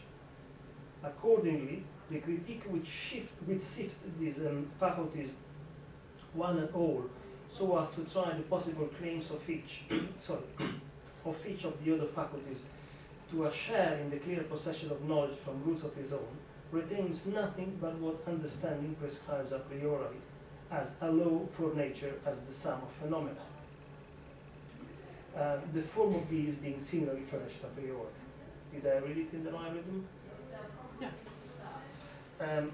All other pure concepts it relegates to the rank of ideas, which are beyond the reach of our faculty of theoretical cognitions, though they are not without their use nor redundant, but discharge certain functions as regulative principles. For these concepts serve partly to restrain officious pretensions of understanding, which, presuming on its ability to supply a priori the condition of the possibility of all things, which it is capable of knowing, behave as if it had thus determined these bounds as those of the possibility of all things generally, and partly also to lead understanding in its study of nature, according to a principle of completeness, unattainable as this remains for it, and so to promote the ultimate aim of all knowledge. Maybe I should read this sentence again on the page. For these concepts serve partly to restrain the officious pretension of understanding, which, presuming on its ability to supply a priori the condition of the possibility of all things which it is capable of knowing, behave as if it had thus determined these bounds as those of the possibility of all things generally, and partly also to lead understanding in its study of nature, according to a principle of completeness, unattainable as this remains for it, and so to promote the ultimate aim of all knowledge. Properly, therefore, it was the understanding which, so far as it contains constitutive a priori cognitive principles, has a special realm, and one, moreover, in our faculty of knowledge, that the critique called in a general way that of pure reason, was indeed to establish in secure but particular possession against all other competitors. No, I'm really wrong. Properly, therefore, it was understanding, now I'm jumping again to the interest, that the critique called in a general way that of pure reason was indeed to establish, intended to establish in secure but particular possession against all other competitors. In the same way, the reason, which contains constitutive a priori principle, solely in respect to the faculty of desire, finds its possessions assigned to it by the critique of practical reason. But now comes the power of judgment, which in the order of our cognitive faculties forms a middle term between understanding and reason. Has it also got independent a priori principles? If so, are they constitutive or are they merely regulative, thus indicating no special realm? And do they give a rule a priori to the field of pleasure and displeasure, as the middle term between the faculties of cognition and desire, just as understanding prescribes laws a priori for the former and reason for the latter? This is the topic to which the present critique is devoted. So it's trying to find out whether judgment has or doesn't have rules which it follows. Because the other two have a priori rules, although they are written in the What's the Leibniz. other two? The critique of pure reason and practical reason. So one is knowledge and one is ethics. Yeah, so one's going to be a theoretical realm of cognitive understanding, and the other one's going to be a practical realm of moral freedom and your categorical imperative, which are going to then be linked by this realm Which of is judgment. actually divides these after the other two. So the critique of pure reason finds the a priori concepts needed for any understanding of an object of possible experience. They're transcendental. The best one, let's just stick with that for a second before we go further. Yeah, just to give some people something to grasp onto. So on the theoretical side of the critique of pure reason, yeah, that side, he's going to give these a priori concepts, categories, principles, which are necessary, he would say, necessary for any understanding of objective knowledge. So if we just take two, cause and effect, we'll take three, cause and effect and substance. So substance, things prevail in some level, that means they have a certain substance, yeah, solidity. What? Cause and effect would be another one. And you can think of these, it's called the critique of pure reason, because you can think of these without reference to empirical understanding. You can think every cause has to have or every effect has to have a cause. Every substance has to prevail. And these are transcendental principles in the sense that you can think of them without their empirical application. But when you get their empirical application, then you step into the world of nature and understanding of the world through empirical laws, slightly different from these transcendental laws. So in the empirical world of cause and effect, every cause has an effect. An external cause becomes metaphysical because it extends to an infinity, which is something you can see within the rationalist tradition. So when I say this, like A pushes B or something, then coming out of the rationalist tradition, it just keeps going, which is why he's saying it's metaphysical. But the actual principle itself, outside of that metaphysical external understanding, is something he's saying that you have by nature of pure reason alone, that you don't need it. And these are just three little examples. There's cause and effect and substance. The whole category machine we won't go into here, but that just gives you a grasp. On the other side, on critique of practical reason, the other side which is about moral freedom stuff. It's the practical side is again it's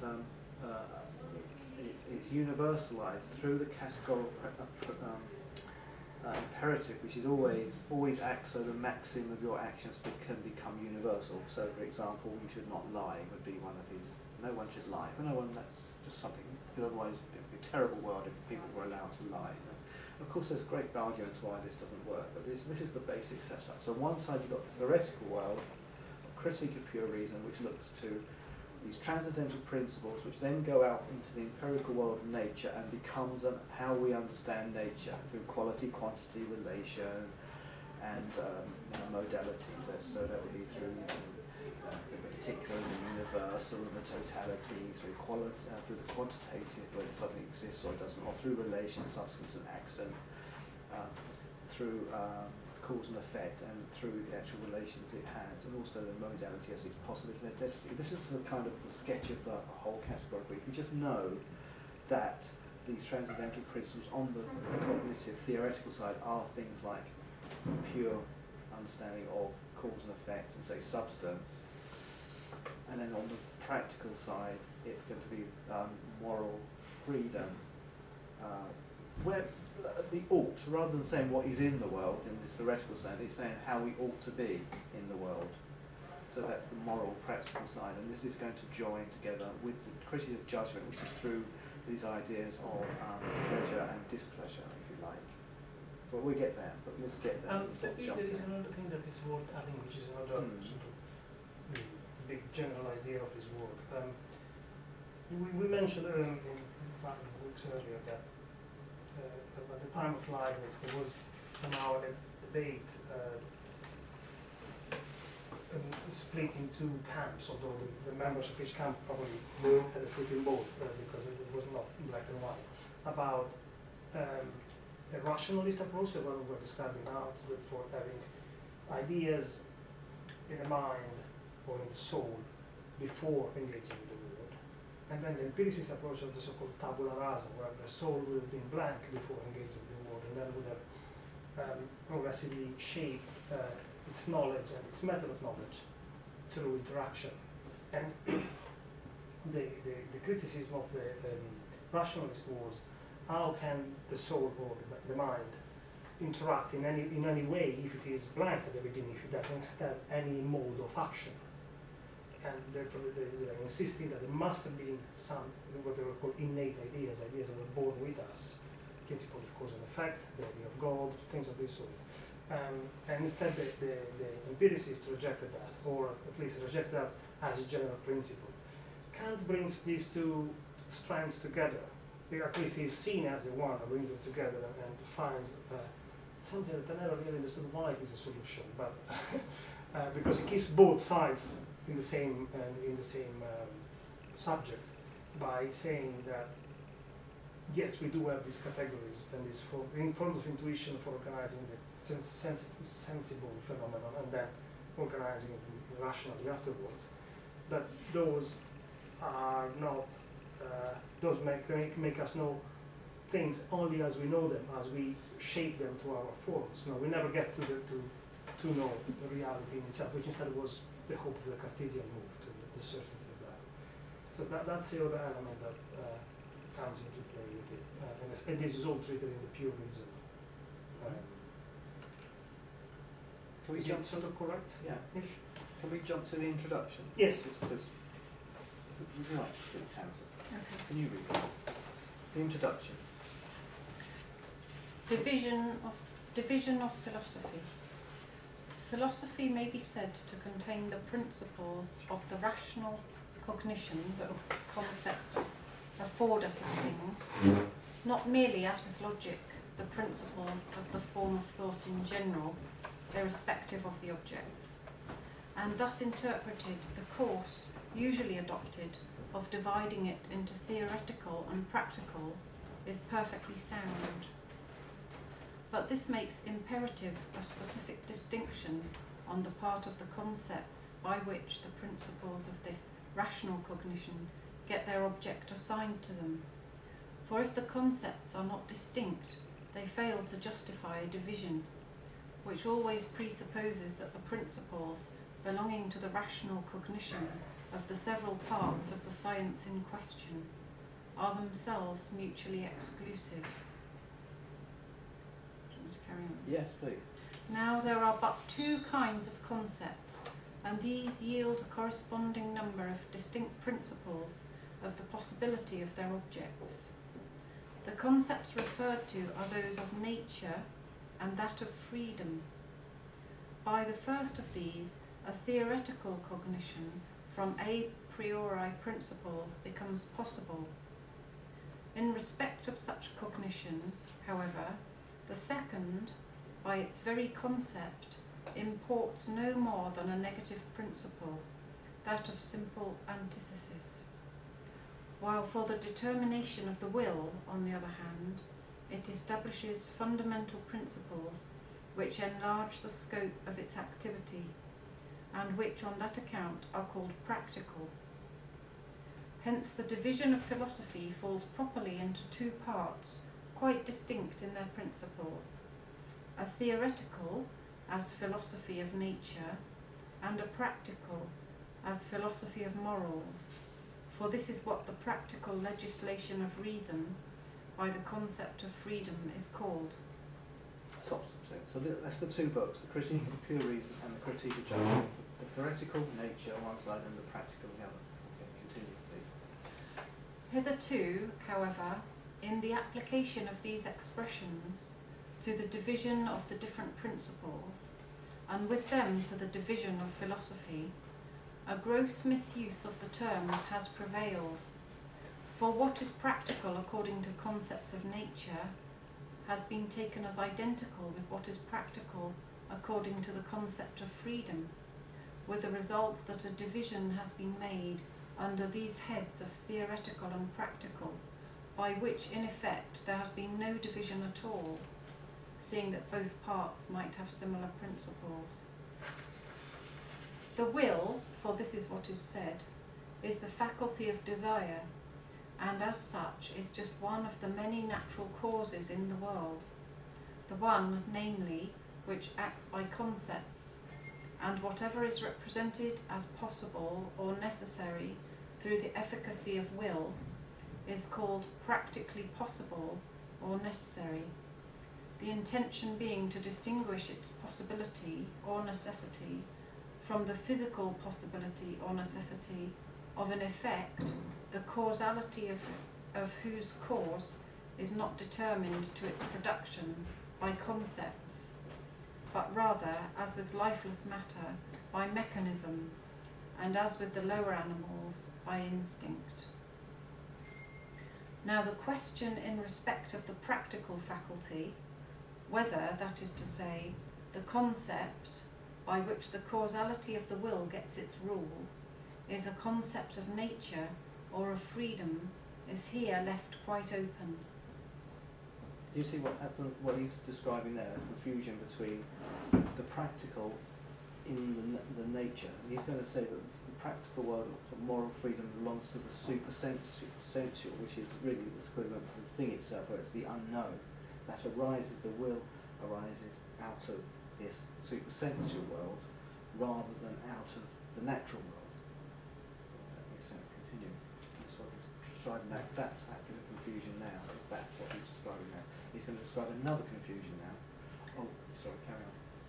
The latter distinction, however, is essential, for let the concept determining the causality be a concept of nature, and then the principles are technically practical.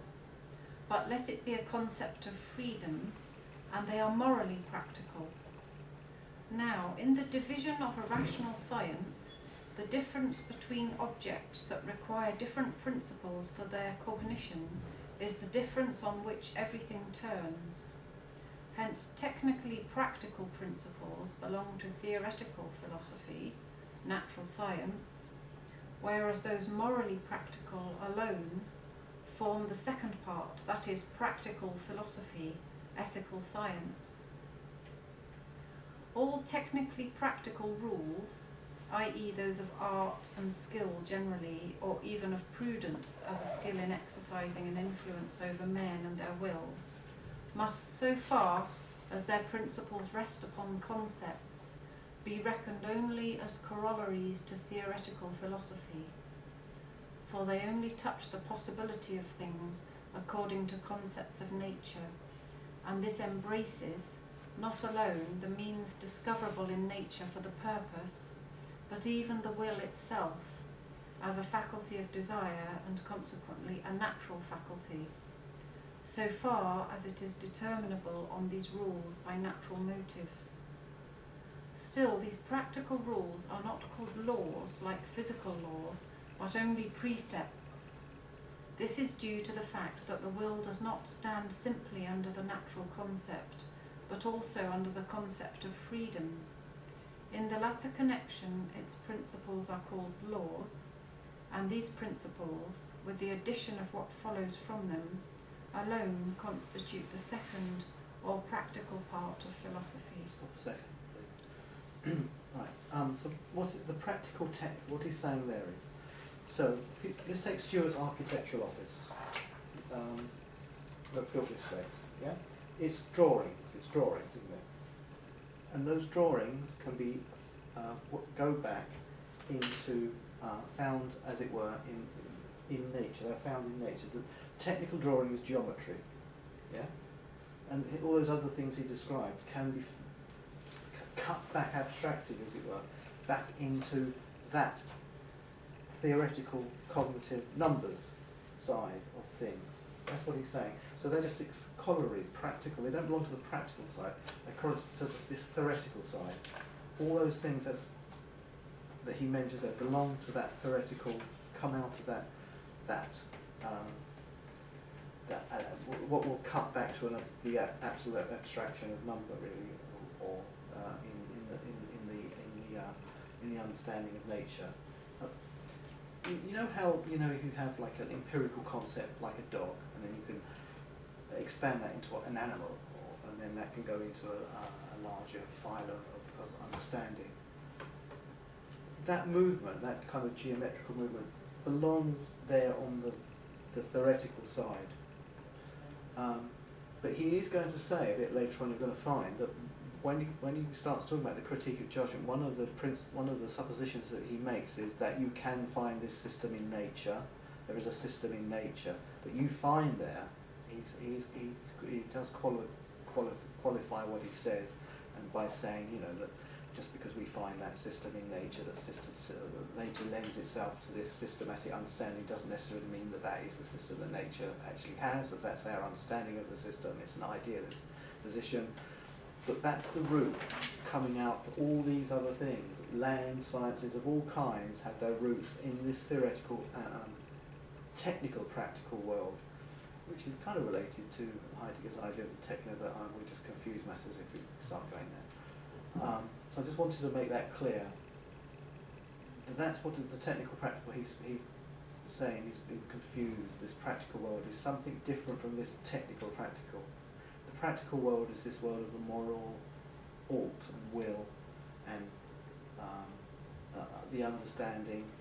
Would it make There are probably we should look at universal the German's original text, but is practical as in praxis, as in ethical action, rather than just making things. On the moral, on the practical Yeah. side, yeah. It's what, yeah, it's an ought rather, you know, you can't get an ought from Aeneas, but it's the world of what ought to be. So the categorical imperative on the practical side in the critique of judgment, in the critique of pure practical reason rather, it is always, you know, rules like always act so that you know the maximum of your action can be universal, or for example, always treat people as a means rather than an end is one of his. From that universal, it's a universal. Everything he does is whatever, but he's going to universalise these things. I'm just trying to make clear that you've got the two sides. Carry on, please. Can I add another thing? I want to say earlier and then it escaped me. Like the three principles of practical reasons. Act as if your action would be multiplied to infinity and by everybody. Always treat all individuals as end and not as means. And act as if the laws were autonomous, not at all, if they were your own principles. It doesn't say what the law is, it doesn't say what it is good and what is bad. It just gives somehow rules to manage the morals. And I believe that this is one of the very big or radical differences that Kant brings in from the he formulates them out of reason, doesn't he? Sorry? He formulates these laws of moral action out of prior reason rather than out of inclination, out of the sense of it's not heterogeneous. It's rules of reason. This is but what strikes me when I think of these rather than inclination and the sense. I see them actually rather similar are the rule of judgment, which does not have a concept. Aesthetic judgment, it doesn't have a concept, which means Kant does not tell us what is beautiful and what is not. We're jumping ahead here. So. Yeah, but there is something there where it's the other very important element that all these are somehow hollow containers that have carry no definition. But it's worked out by the rules of practical reason, which are not based on one's inclination or one's desires. Mm-hmm. I mean, the arguments against Kant's, for instance, the one that he says that everyone should tell the truth because the world would be, and he argues this as a point of reason, not of inclination, not of his own desire. It's a point of reason, not what I might feel, but because taken over against what I might feel about the case, one should not lie. And then he expects you to put that into practice. So there's your mother on the deathbed. She says to you, son. What can the example be? Will you look after your sister? Yeah. Will you look after your sister and you tell the truth? No, you don't do that. You lie, don't you? You tell a little white lie. Everyone tells little white lies in those situations, of course. But that's not what he's saying, because he's worked it out because he is a man of reason. The reason says, this is the way. And it overrides all those, and these are the most simple basic arguments against this, but that's not quite this. We're just trying to get a handle on where these things lie. Reason, will, freedom, to choose according to reason and not inclination. Reason over inclination, over the senses. So that's, again, senses. Do you want to carry on then, please? So the senses are progressively pushed downward. No, just over to here as an act. You're right. The senses now will come back in the judgment, in the critique of judgment. Yeah. Sorry, carry on. Hence it is evident that a complex of practical precepts furnished by philosophy does not form a special part of philosophy, coordinate with the theoretical, by reason of its precepts being practical. For that they might be, notwithstanding that their principles were derived wholly from the theoretical knowledge of nature, as technically practical rules. But an adequate reason only exists where their principle, being in no way borrowed from the concept of nature, which is always sensibly conditioned, rests consequently on the supersensible, which the concept of freedom alone makes cognizable by means of its formal laws, and where, therefore, they are morally practical, i.e. not merely precepts and rules in this or that interest, but laws independent of all antecedent reference to ends or aims. Yep. Yeah. So do we see that that's the two worlds then he's got? It's theoretical, cognitive, nature, senses, that side, and then this practical world of moral reason, as it were. Okay, do you want to carry on? Or does someone else want to? Yeah, somebody else. Who wants to read? Young Danes, really. I'm reading a different translation. Do you want to read this? No. The employment of our faculty of cognition from principles, and with it philosophy, is coextensive with the applicability of a priori concepts.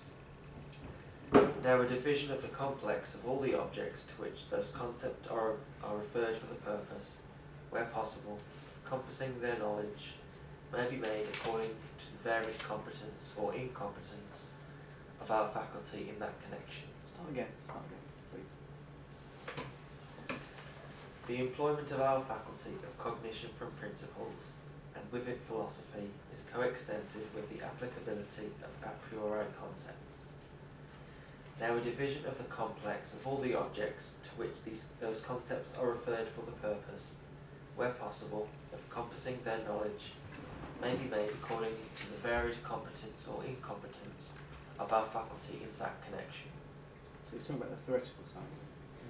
And is he saying in the first line, where he says the employment of our faculty of cognition from principles and linguistic philosophy is coextensive with the applicability of a priori concepts? Is he saying here that we know what we can know, we know what is organized by our principle of knowledge, we never get to the thing itself. Is this what? Carry on. Concepts, so far as they are referred to objects apart from the question of whether knowledge of them is possible or not, have their field, which is determined simply by the relation in which their object stands to our faculty of cognition in general. The part of this field in which knowledge is possible for us is a territory for these concepts and the requisite cognitive faculty. The part of the territory over which they exercise legislative authority is the realm of these concepts and their appropriate cognitive faculty. Empirical concepts have, therefore, their territory, doubtless in nature, as the complex of all sensible objects. Stop a second. There's a lot of commas there. Yeah. He's introduced the idea of empirical, but let's get this other bit first. So the first bit there, he's saying on the theoretical side, on the cognitive side, on the side that deals with nature, the book of Critique of Pure Reason, that's a territory. These are the concepts, they're applying to this field, yeah? They have their pure, as pure principles, they have their a priori understanding in the understanding. But then he's going to start talking about them. He's mentioned the word empirical here, so they're actually being applied when he starts talking about empirical. And then empirical concepts are different from these principles of pure understanding. Like I said, things like substance and accident, substance or cause and effect. You hang on to them too. Empirical concepts are things like dog. That's an empirical concept. So he's not referring to the intuition or so the first bit, before he mentions empirical, he's talking about the principles of pure reason and the way that they, the cause and effect, substance accident, how they lend themselves to nature. That's their territory. But accident. Substance accidents, yeah, you know, like in traditional philosophy, the accidents, things like the colour of the thing, or the size or shape or stuff like that, you know. So up to a point, they're not the necessity, you know. Turn out the lights, the colour changes. It's not necessary, but the shape of the anyway. So then, when he's going to talk about empirical concepts, they also belong in this on this theoretical side, but they're slightly different because they involve slightly different concepts. A concept of a dog is not the same as cause and effect. You can tell that. You can see that. Carry on. So empirical is contingent. Yeah. Okay. So I was confused. I thought it was referring to the transcendental aesthetics when it speaks of space and time. The transcendental are always the pure principles. Okay, so they're still belong to pure reason even if it is aesthetic. Yes, you're still going to use, because they break down in, at their root, a dog, if you break it down, it will become, in the grand scheme of the understanding, a quality, Mhm. a number, one thing, with qualities of a certain substance, accidents, Mhm. a certain possibility and relation. But that's to break it right down into the abstraction. At the level of the concept of a dog, which we schematically or spontaneously already subscribe to, pay into, we already know what that means. It's already a determinate concept. We don't then go down to that underlying level, which is the pure principle a priori concepts of its quality, of its number, of its substance. The way it has to prevail. It has to have a certain quality. It has to be of a certain number. This kind of thing has to have a certain possibility. But these are more abstract than the idea of a dog itself. It's how you break the things up and down. Animals would be above it. It's even got more levels. Narrow it down. In a way, what's left out in the concept of a thing like a dog is the particular dog, which goes right to the core of the senses and the intuition. So if you have a dog as a determinate concept, dog, what's left out to that concept is the intuition, the sensory part, which you understand as the individual dog. There's a dog. There, look, a dog, you say, yeah? So in the concept dog, what's left out is the individual dog, which happens in the intuition, in the senses. But the concept dog is itself parasitic, if you like, on the pure transcendental concepts of quantity, quality, substance and accidents, cause and effect, and relations, possibilities and necessities. It has to have 4 legs. Does it have to have 4 legs? Does a dog have 4 legs? What about a 3-legged dog, you see? So that's how that the hierarchy breaks down a bit. Carry on. So just before that empirical bit. The part of the territory over which they exercise legislative authority is the realm of these concepts and their appropriate cognitive faculty. Empirical concepts have therefore their territory, doubtless in nature as the complex of all sensible objects, but they have no realm, only a dwelling place. For, Yes. although they are formed according to law, they are not themselves legislative, but the rules founded on them are empirical, and consequently contingent. Our entire faculty of cognition has 2 realms, that of natural concepts and that of the concept of freedom. For through both it prescribes laws a priori. In accordance with this distinction, then, philosophy is divisible into theoretical and practical, but the territory upon which its realm is established and over which it exercises its legislative authority is still always confined to the complex of the objects of all possible experience, taken as no more than mere phenomena, for otherwise legislation by the understanding in respect of them is unthinkable. Hang on a second. Let's just make it clear that the understanding is a technical term here. It's like for all these principles of pure understanding. The understanding, the principle of pure understanding is all these cause and effect. That's what understanding is.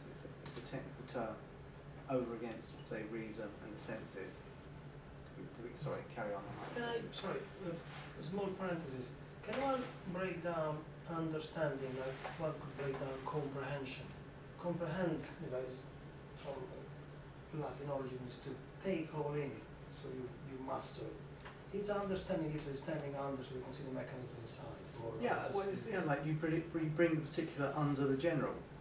Oh, okay, yeah. Yeah, so if you've got the dog, the particular dog in the intuition, it generalises it into the most general, which is then the pure principles of quality or quantity. It hasn't got a name, because that's an empirical understanding. Yeah, but the understanding, sensibility, understanding and reason are 3 important. You just define them again. You just define them and I didn't catch it. Sensibility is... understanding, reason and senses. Well, the understanding is this realm of concepts, of conceptual understanding, a priori principles of quantity, quality, substance and relation and possibility, modality it's called. So it's quantity-quality relation and modality. That's the world of the understanding. And then reason is going to the world of reason, which is partly engaged within this world of freedom, of moral principles. There's also a transcendent world of reason, which is going to turn out to be God, the world, and the soul, or man. But we'll get there, that's going too far. But these are the kind of, these layers of worlds: intuition, understanding, and reason. You'll see they'll start piling up on each other. You'll start getting things like apprehension in intuition, and recognition in a concept, and reproduction in imagination. But these things are piled up later. So just wanted to make sure you understood that understanding here is this actual world of concepts, a priori principal concepts, which are a priori necessary to understand anything he's going to say. Before we have them innate, as it were. This is part of this rationalist thing. You know, we need those before we can understand it. Nietzsche would say, "What the hell? You know, chuck it away.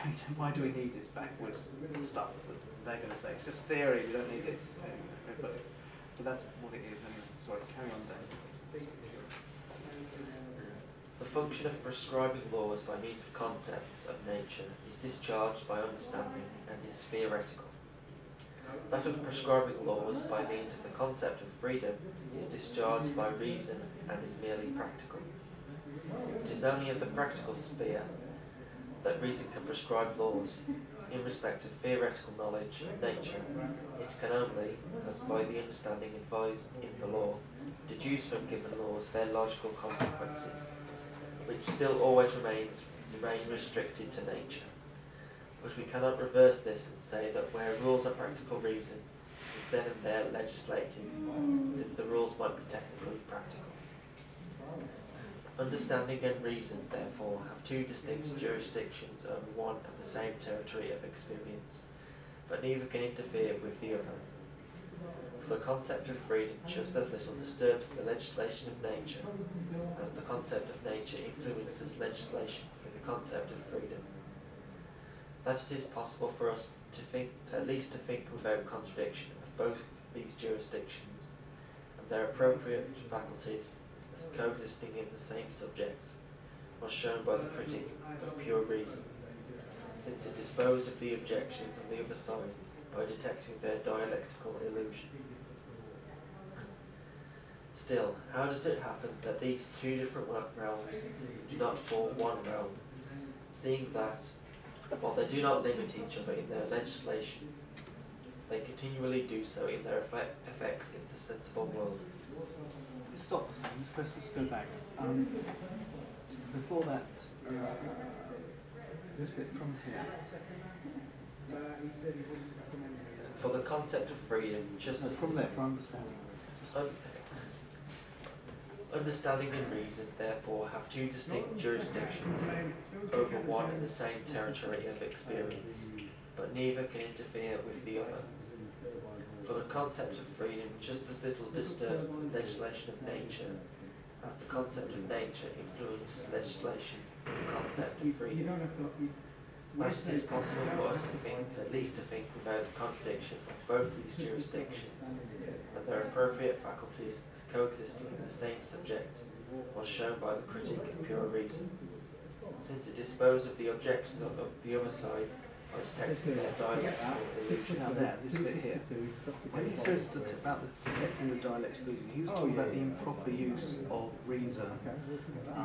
So ideas of reason in Kant are going to be this idea of God, the world, and say the soul, freedom, man, I love it. Did I just say da-da-da? I did. I think it's the first time. Yes. So these, what he's saying there is that because these things cannot be met with in these ideas of God, of the totality of the world, and say of man's soul rooted in this sensible idea of freedom, is to say the rationalists made a mistake here because they had those things like Leibniz in the world of understanding, So there's a kind of use-mention kind of distinction, mistake going on here, that somehow if they have a concept of God on the side of the theoretical understanding of nature, somehow they are therefore in touch with this concept. He's going to, even if it's like confused in the rationalist, I think, understanding, they still think that somehow we have some kind of touchstone with God in the world. You know, everything for them was God in the world. But he's going to say that God remains and the world is a totality, and it's simply as an idea of reason that cannot be met with in the sensible world.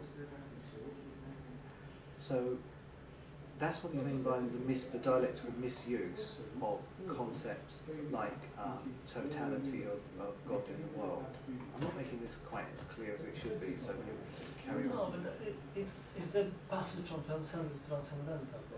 The passage from the transcendental and the transcendent. Yeah, that's the one. The immanent. No. From if you think, or the image, even the lay use of the concept of God. Obviously, God is on another layer, somewhere else, and that would be transcendent. It transcends this world for another. And Kant introduces this notion that the God, the concept of God, or the idea of God, is regulative as the idea, or the ideas of reasons, as in it isn't somewhere else, or even if it is somewhere else, somehow it's beyond our scope at this point. But we use the idea that there is that unity to organize all the process of knowledge and experience that we have on our side. So instead of remaining transcendent, but somewhere else, is transcendental, is a process of reaching that ground that is never concluded. Am I right in describing like this? Something like that, yeah. Yes, more layers upon layers. Yeah. So the transcendental, like when I talk about the transcendental concepts of the understanding being pure and not touched by it's like cause and effect. You can work this out through reason. That this cause must be effect. Outside of the experience of the world is transcendental. But the transcendent is this idea of sort of God or the totality of the world or cosmology, which again, similarly, are not really touched by experience, but they don't actually relate to experience in a straightforward way either, which they do in the rationalists. We have no experience of them. And there's half measures up there as well when we get there. There'll be half measures, things like society. You can't point to society, although it still relates somehow to the empirical world, probably through the practical technical measures that he talks about. Those are arts. Anyway, continue. It's a lot to take in, I know. It's a lot. We're beginning to tease out the divisions in. There are bits, Is it beginning to tease out some of the divisions that you didn't see when you explain it? Yeah. I'm still when I'm hearing it. When you're reading it, it's still like Yeah. clear but confused. Yes. It's a work of art. I can see there's words there, but So it's a poem. Same state. When you read it, it's clear, but if you're beginning to tease apart some of the, then when you go back to read it, But there are- hopefully you'll see. you know, some of the little things, just like Yeah. talk about understanding in that way. Yeah. It's just, that helps. I haven't quite got it yet, Got but it, it's, yeah. you realise Yeah. how so many words are loaded with. So I think we're beginning to tease it out a bit. Carry on. Still, how does it happen that these two different realms do not Still, how does it happen that these two different realms do not form one realm, seeing that, while they do not limit each other in their legislation, they continually do so in their effects in the sensible world? The explanation lies in the fact that the concept of nature represents its objects in intuition, doubtless, yet not as things in themselves, Hang on. but as mere phenomena. Right. The intuition here, Stuart, means it's the intuition is to do with the senses. You understand when he talks about intuition, it's always something in the senses. Things are known. Intuition in German has this word like Anschwung or something like this. I don't know, can't say German. But anyway, it kind of means that which stands over against. It's in front of you. So things in intuition. It's not like intuition might mean in common sense, just something you kind of know intuitively. It actually means something in the sensual world of the aesthetic world of the senses, intuition. That's the intuition. It's not like, hey, I know that intuitively. I know that intuitively. It's this sensual world which is set over against the world of these concept ideas and this world of practical reason, these realms of territory. Just trying to tease these words out. Carry on. Whereas the concept of freedom represents in its object what is no doubt a thing in itself, but it does not make it intuitable. And further, that neither the one nor the other is capable, therefore, of furnishing a theoretical cognition of its object, or even of the thinking subject as a thing in itself, or, as this would be, of the supersensible.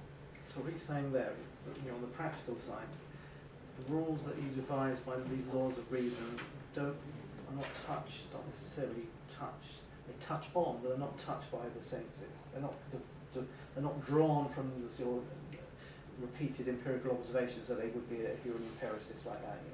Behave this way because repeated observations taught that that's the way to behave.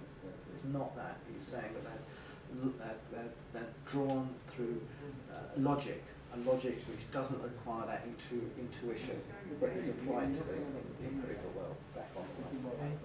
Tease that out. Carry on. The idea of which has certainly to be introduced as the basis of the possibility of all those objects of experience, although it cannot itself ever be elevated or extended into a cognition. Our entire cognitive faculty is, therefore, presented with an unbounded, but also an inaccessible field, the field of the supersensible, in which we seek in vain for a territory, and on which, therefore, we can have no realm for theoretical cognition, be it for concepts of understanding or of reason. The supersensible is the world outside of our knowledge and understanding. It's like the thing in itself. There's always a beyond things. Whenever we look at things, we go back to the rationalists, and they would say, well, we know this up to a point, and then it's the thing in itself. Would have been the reason versus the cause of Leibniz. The reason versus the cause. Yeah, that might help. Yeah, it might. Carry on. No, versus the cause. We can know the cause of something and not The cause is the an reason. efficient cause is always like practical things, as in these books that kind of falls over there. But the cause of why everything is and everything not being, that's, Carry on. This field we must indeed occupy with ideas in the interest as well of the theoretical as the practical employment of reason. But in connection with the laws arising from the concept of freedom, we cannot procure for these ideas any but practical reality, which, accordingly, fails to advance our theoretical cognition one step towards the supersensible. Albeit, then, between the realm of the natural concept as the sensible and the realm of the concept of freedom as the supersensible, there is a great gulf fixed, so that it is not possible to pass from the former to the latter by means of a theoretical employment of reason, just as if there were so many separate worlds, the first of which is powerless to exercise influence on the second. Still the latter is meant to influence the former, that is to say, the concept of freedom is meant to actualise in the sensible world the end proposed by its laws. And nature must consequently also be capable of being regarded in such a way that in the conformity of law of its form, it at least harmonises with the possibility of the ends to be effectuated in according to the laws of freedom. There must, therefore, be a ground of the unity of the supersensible that lies at the basis of nature with what the concept of freedom contains in a practical way. And although the concept of this ground neither theoretically nor practically attains to a knowledge of it, it so has no peculiar realm of its own. Still it renders possible the transition from the mode of thought according to the principles of one to that according to the principles of the other. It's sort of like a groundless ground there. But that's judgment. Yeah, but it's going to be based on feelings, and Yeah. as we know from some things I've said about Heidegger. But then, does it? Because if it is judgment, then it is a subject that is judging before it is. It's going to be more than feeling, isn't it? Because it's going to be the word of God, super sensible It reasons. is one of these points that I think establishes the modern subject. Oh, good. So this is a ground for those two areas, realms, as it calls them, of knowledge and ethics. But those areas are grounded in the subject. So the individual, again, I believe that a lot of Kant is in our lay use of language. The individual is the ground, the bottom line unity of Yeah.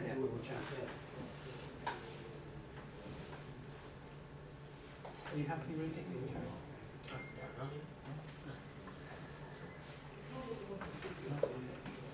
The critique which deals with what our cognitive faculties are capable of yielding. Have we got to a new chapter? Point 3, introduction. Would you like to take over? Your voice. Okay. Give your voice a rest. The critique of judgment as a means of connecting the two parts of philosophy in a whole. The critique which deals with what our cognitive faculties are capable of yielding a priori has, properly speaking, no realm in respect of objects, for it is not a doctrine, its sole business being to investigate whether, having regard to the general bearings of our faculties, a doctrine is possible by their means, and if so, how. Its field extends to all their pretensions, with a view to confining them within their legitimate bounds.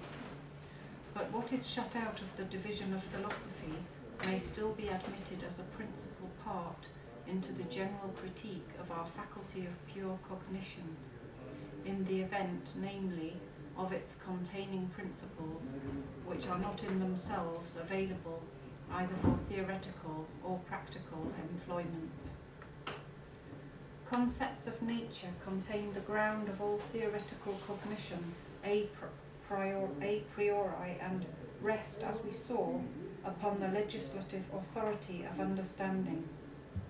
The concept of freedom contains the ground of all sensuously unconditioned practical precepts a priori and rests upon that of reason. Both faculties, therefore, besides their application in point of logical form to principles of whatever origin, have, in addition, their own peculiar jurisdiction in the matter of their content, and so, there being no further a priori jurisdiction above them, the division of philosophy into theoretical and practical is justified.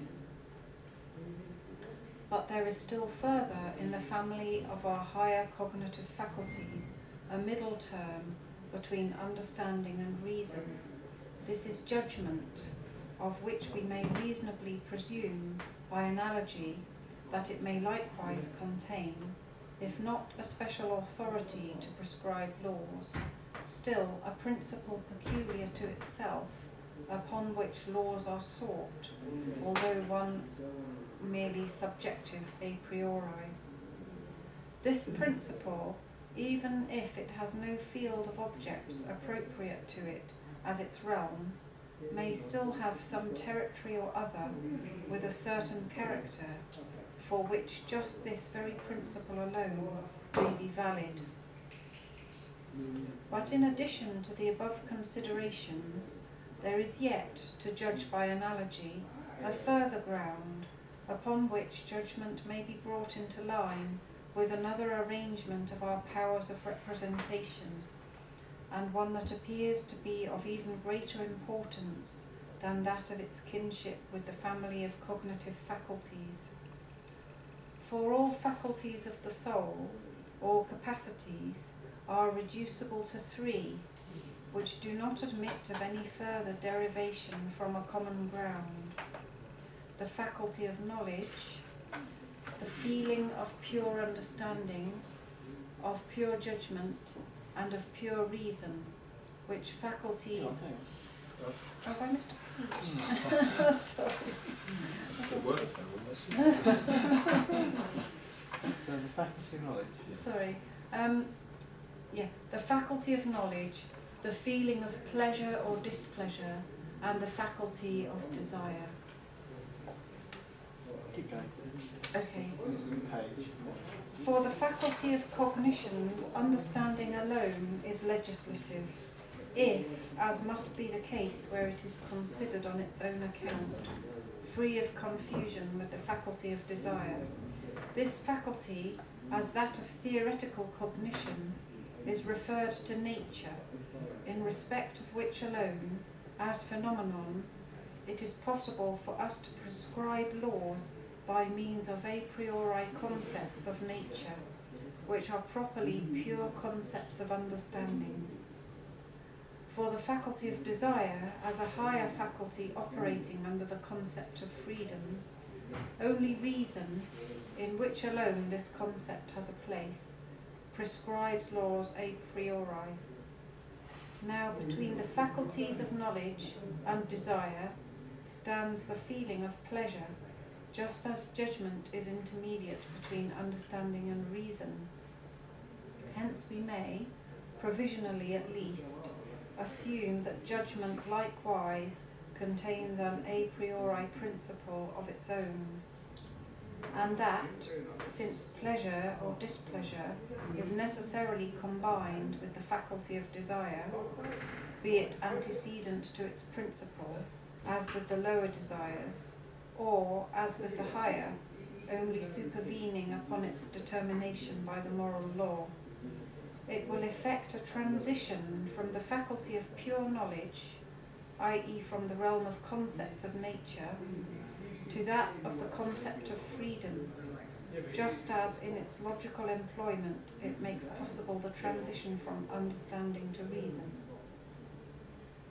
Hence, despite the fact of philosophy being only divisible into two principal parts, the theoretical and the practical, and despite the fact of all that we may have to say of the special principles of judgment having to be assigned to its theoretical part, i.e. to rational cognition according to concepts of nature, still the critique of pure reason, which must settle this whole question before the above system is taken in hand, so as to substantiate its possibility, consists of three parts: the critique of pure understanding, of pure judgment, and of pure reason, which faculties are called pure on the ground of their being legislative a priori. You stop there.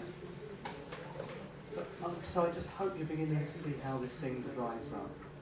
In the spirit of the rationalist, this is how it's defined, therefore we have a greater cognitive understanding, and we can head on towards the realm of intelligible ideas.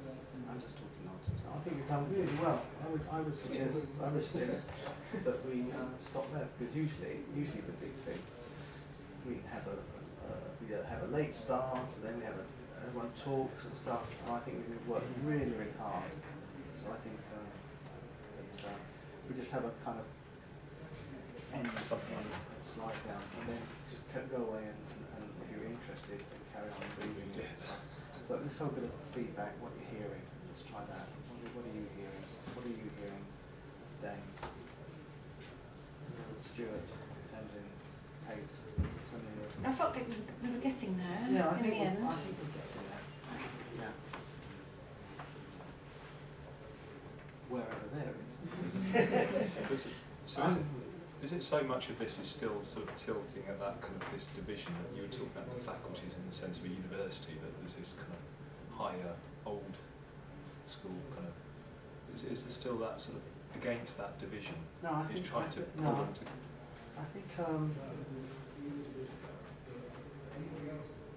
I think he's got the same kind of spirit as Leibniz. Leibniz tried to pull different ideas from different philosophies together. That's why he's one of the reasons they say he's so ambiguous.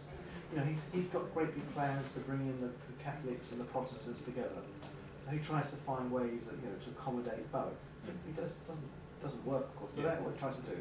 It all says this in the introduction here to this. He says, and he tried to incorporate the correct bits of philosophy, bits that made sense. So it's got bits of Plato, it's got bits of Aristotle, this kind of thing. He tries to pull it all together. I think in that spirit, Kant is doing something similar. When Mathieu talks about him joining together the empiricists with the rationalists, they're all highly systematic philosophers. They think the world can be, understood as a system. So the original motivation for Baumgartner and those people I mentioned was to extend the system to incorporate the senses. They want to have a smooth, continuous organization of things. Yeah. And then that continues with these other system philosophers, with Kant, who has his massive system, and then beyond that you're going to get you Hegel and the Fichte, but the whole thing just carried on through Husserl and the phenomena until you get up to Braver and Wittgenstein. You're saying theory, they belonging together, it's on the together side. And Heidegger with the Parmenides kind of. The whole identity. Because the other and aspect belonging together. that there is here is that all these big constructions, sorry for interrupting, like all these big construction of the system are based upon, I'd say provocatively, modes. No, it's mathematics is at the root of it. Mathematics is at the root of all these Yes, systems. but I mean, there is, although what I'm saying, anyway, it is theory based on theory, as in, there is no, although it speaks of a practical side of the world, the realm of decision and ethics, it is all decided in the mind first, how it's supposed to go. If almost the impression I had when I underline the word impression is not justified, is that whatever negative proof we would get from experience would not be considered here, because the system. That's because of intelligible realms, but it's because we know that water is H2O and not just a wet, clammy, familiar substance.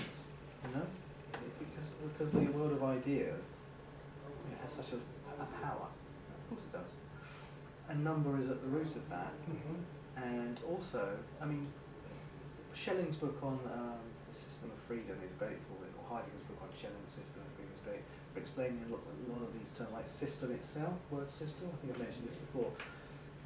In its root can mean anything from a heap of things all the way up into what we generally think a system is. It actually embraces a lot. That's the thing that a lot of these concepts, and this is what kind of when Leibniz says we have ideas, but we all bring different bits to the ideas. So when we talk about system, I just happen to have read a book that happens to talk about the roots of the word system and stuff, that says that it can mean a heap of things, anything from a heap of things to a fully articulated number system. But Do you mean a disordered heap of things? Just like the edge of that, that corner there, that blue, that, and that, as the basis of a system. These three elements here. But that's at the bottom. At the top, it means what anyone in the common sense to go outside would say by a system, which means a jointure. This is joined there. So the system reads structure. Pardon? The system reads structure. Yeah, that kind And of thing. post structure. Well, post structure is it's the house. The Heideggerian rake system. By the time we get to there, we've gone through a whole kind of language, structure, little language, and the arguments start coming from different directions, like this whole understanding of the kind of text that you require for your self-preservation. But this is a language that's taken us. This is a language game, pointing at Wittgenstein now. That it has a different starting point and a different goal and aim. We're talking something in history here, let's put it like that. So it moves from number to language debate. I don't know what that The is. structure, the notion of structure. You said it was rooted in number. I think here it is, here in the systems that these guys was totally, taken with the power of, look at what's happened. Leibniz has invented calculus, numbers are breaking out all over the place, they're totally, the power of numbers going all the way back in, it's philosophy in the ratios of Aristotelian philosophy, what they did discover. So, that is the power, there's a power there which is they're drawn to. So they do in terms of, because obviously Kant is an immense, of immense importance. It depends who you're reading, because if you read Rorty, it's not, but that's a different But starting what point. I'm thinking is, it gives, at least from what we are explain here gives a very good image of how numbers or mathematizing experience takes on such a power that then becomes, you just mentioned numbers and or words, then is what somehow leads to the so-called linguistic term that compares everything to language and gives language with privilege, hierarchy, and position and everything else, and what falls out of language is the order of language and all the history of art or sexes that don't compare. Not structured, not graspable, different. I mean, when we get to Cheta, we talk about numbers again, aren't we? Go straight. We talk about numbers at the highest level. I don't call it metaphysical because that's my inclination. Yeah. So when we were talking about this Cheta, Dane was, and he was talking about how that relates to Leibniz, but it's all about omega numbers and Gödel. When Dane talks about these things, it's all mathematics and numbers, and I can hear like birds singing in my brain. Just kidding, but you know, it's just taking it to somewhere else, which to my mind is metaphysics still. You know, science is observation, but speculation beyond the observation to me is metaphysics still, and quite a lot of you know, what was like the Leibniz, some of the speculation in Leibniz that gets lost in the history. Now with the science, looks like quite reasonable. You know, the fact of non-locality, his idea that monads mirror everything, is suddenly become non-locality. You could say, you could make a little argument, or you know, it's not thrown out as this kind of thing. Yes. So you know, but beyond the scientific observation, and over against, say, religion and mysticism, which have different starting points and different aims, you know, metaphysics and science, they are sort of in the same table, but one's speculating about ideas which you know, are beyond the observation, as it were. Is that right? That's how I say my suppositive understanding. I mean, I'm always talking from a point of weakness here because these ideas are not things that really engage my imagination, my attention, these high aspects, but they have to, because these are the ones that the world kind of wants, kind of things. It wants to know these big answers to these big questions. You know, it loves all that. That's why we spend all our time talking about them. We don't spend all our time talking about Baumgarten and this kind of stuff. It's only because she's not here or that the children can pay. But the doctor's away, otherwise. Next week we'll be back in the heavens talking about God knows what, Dirac seas and Fine-M graphs and how this all relates to the I Ching or donuts. But going back to your is this becoming metaphysics when you pretend from another realm to apply to the sensual realm, and it isn't metaphysics when it plays with itself? In Kant, that is, yeah. So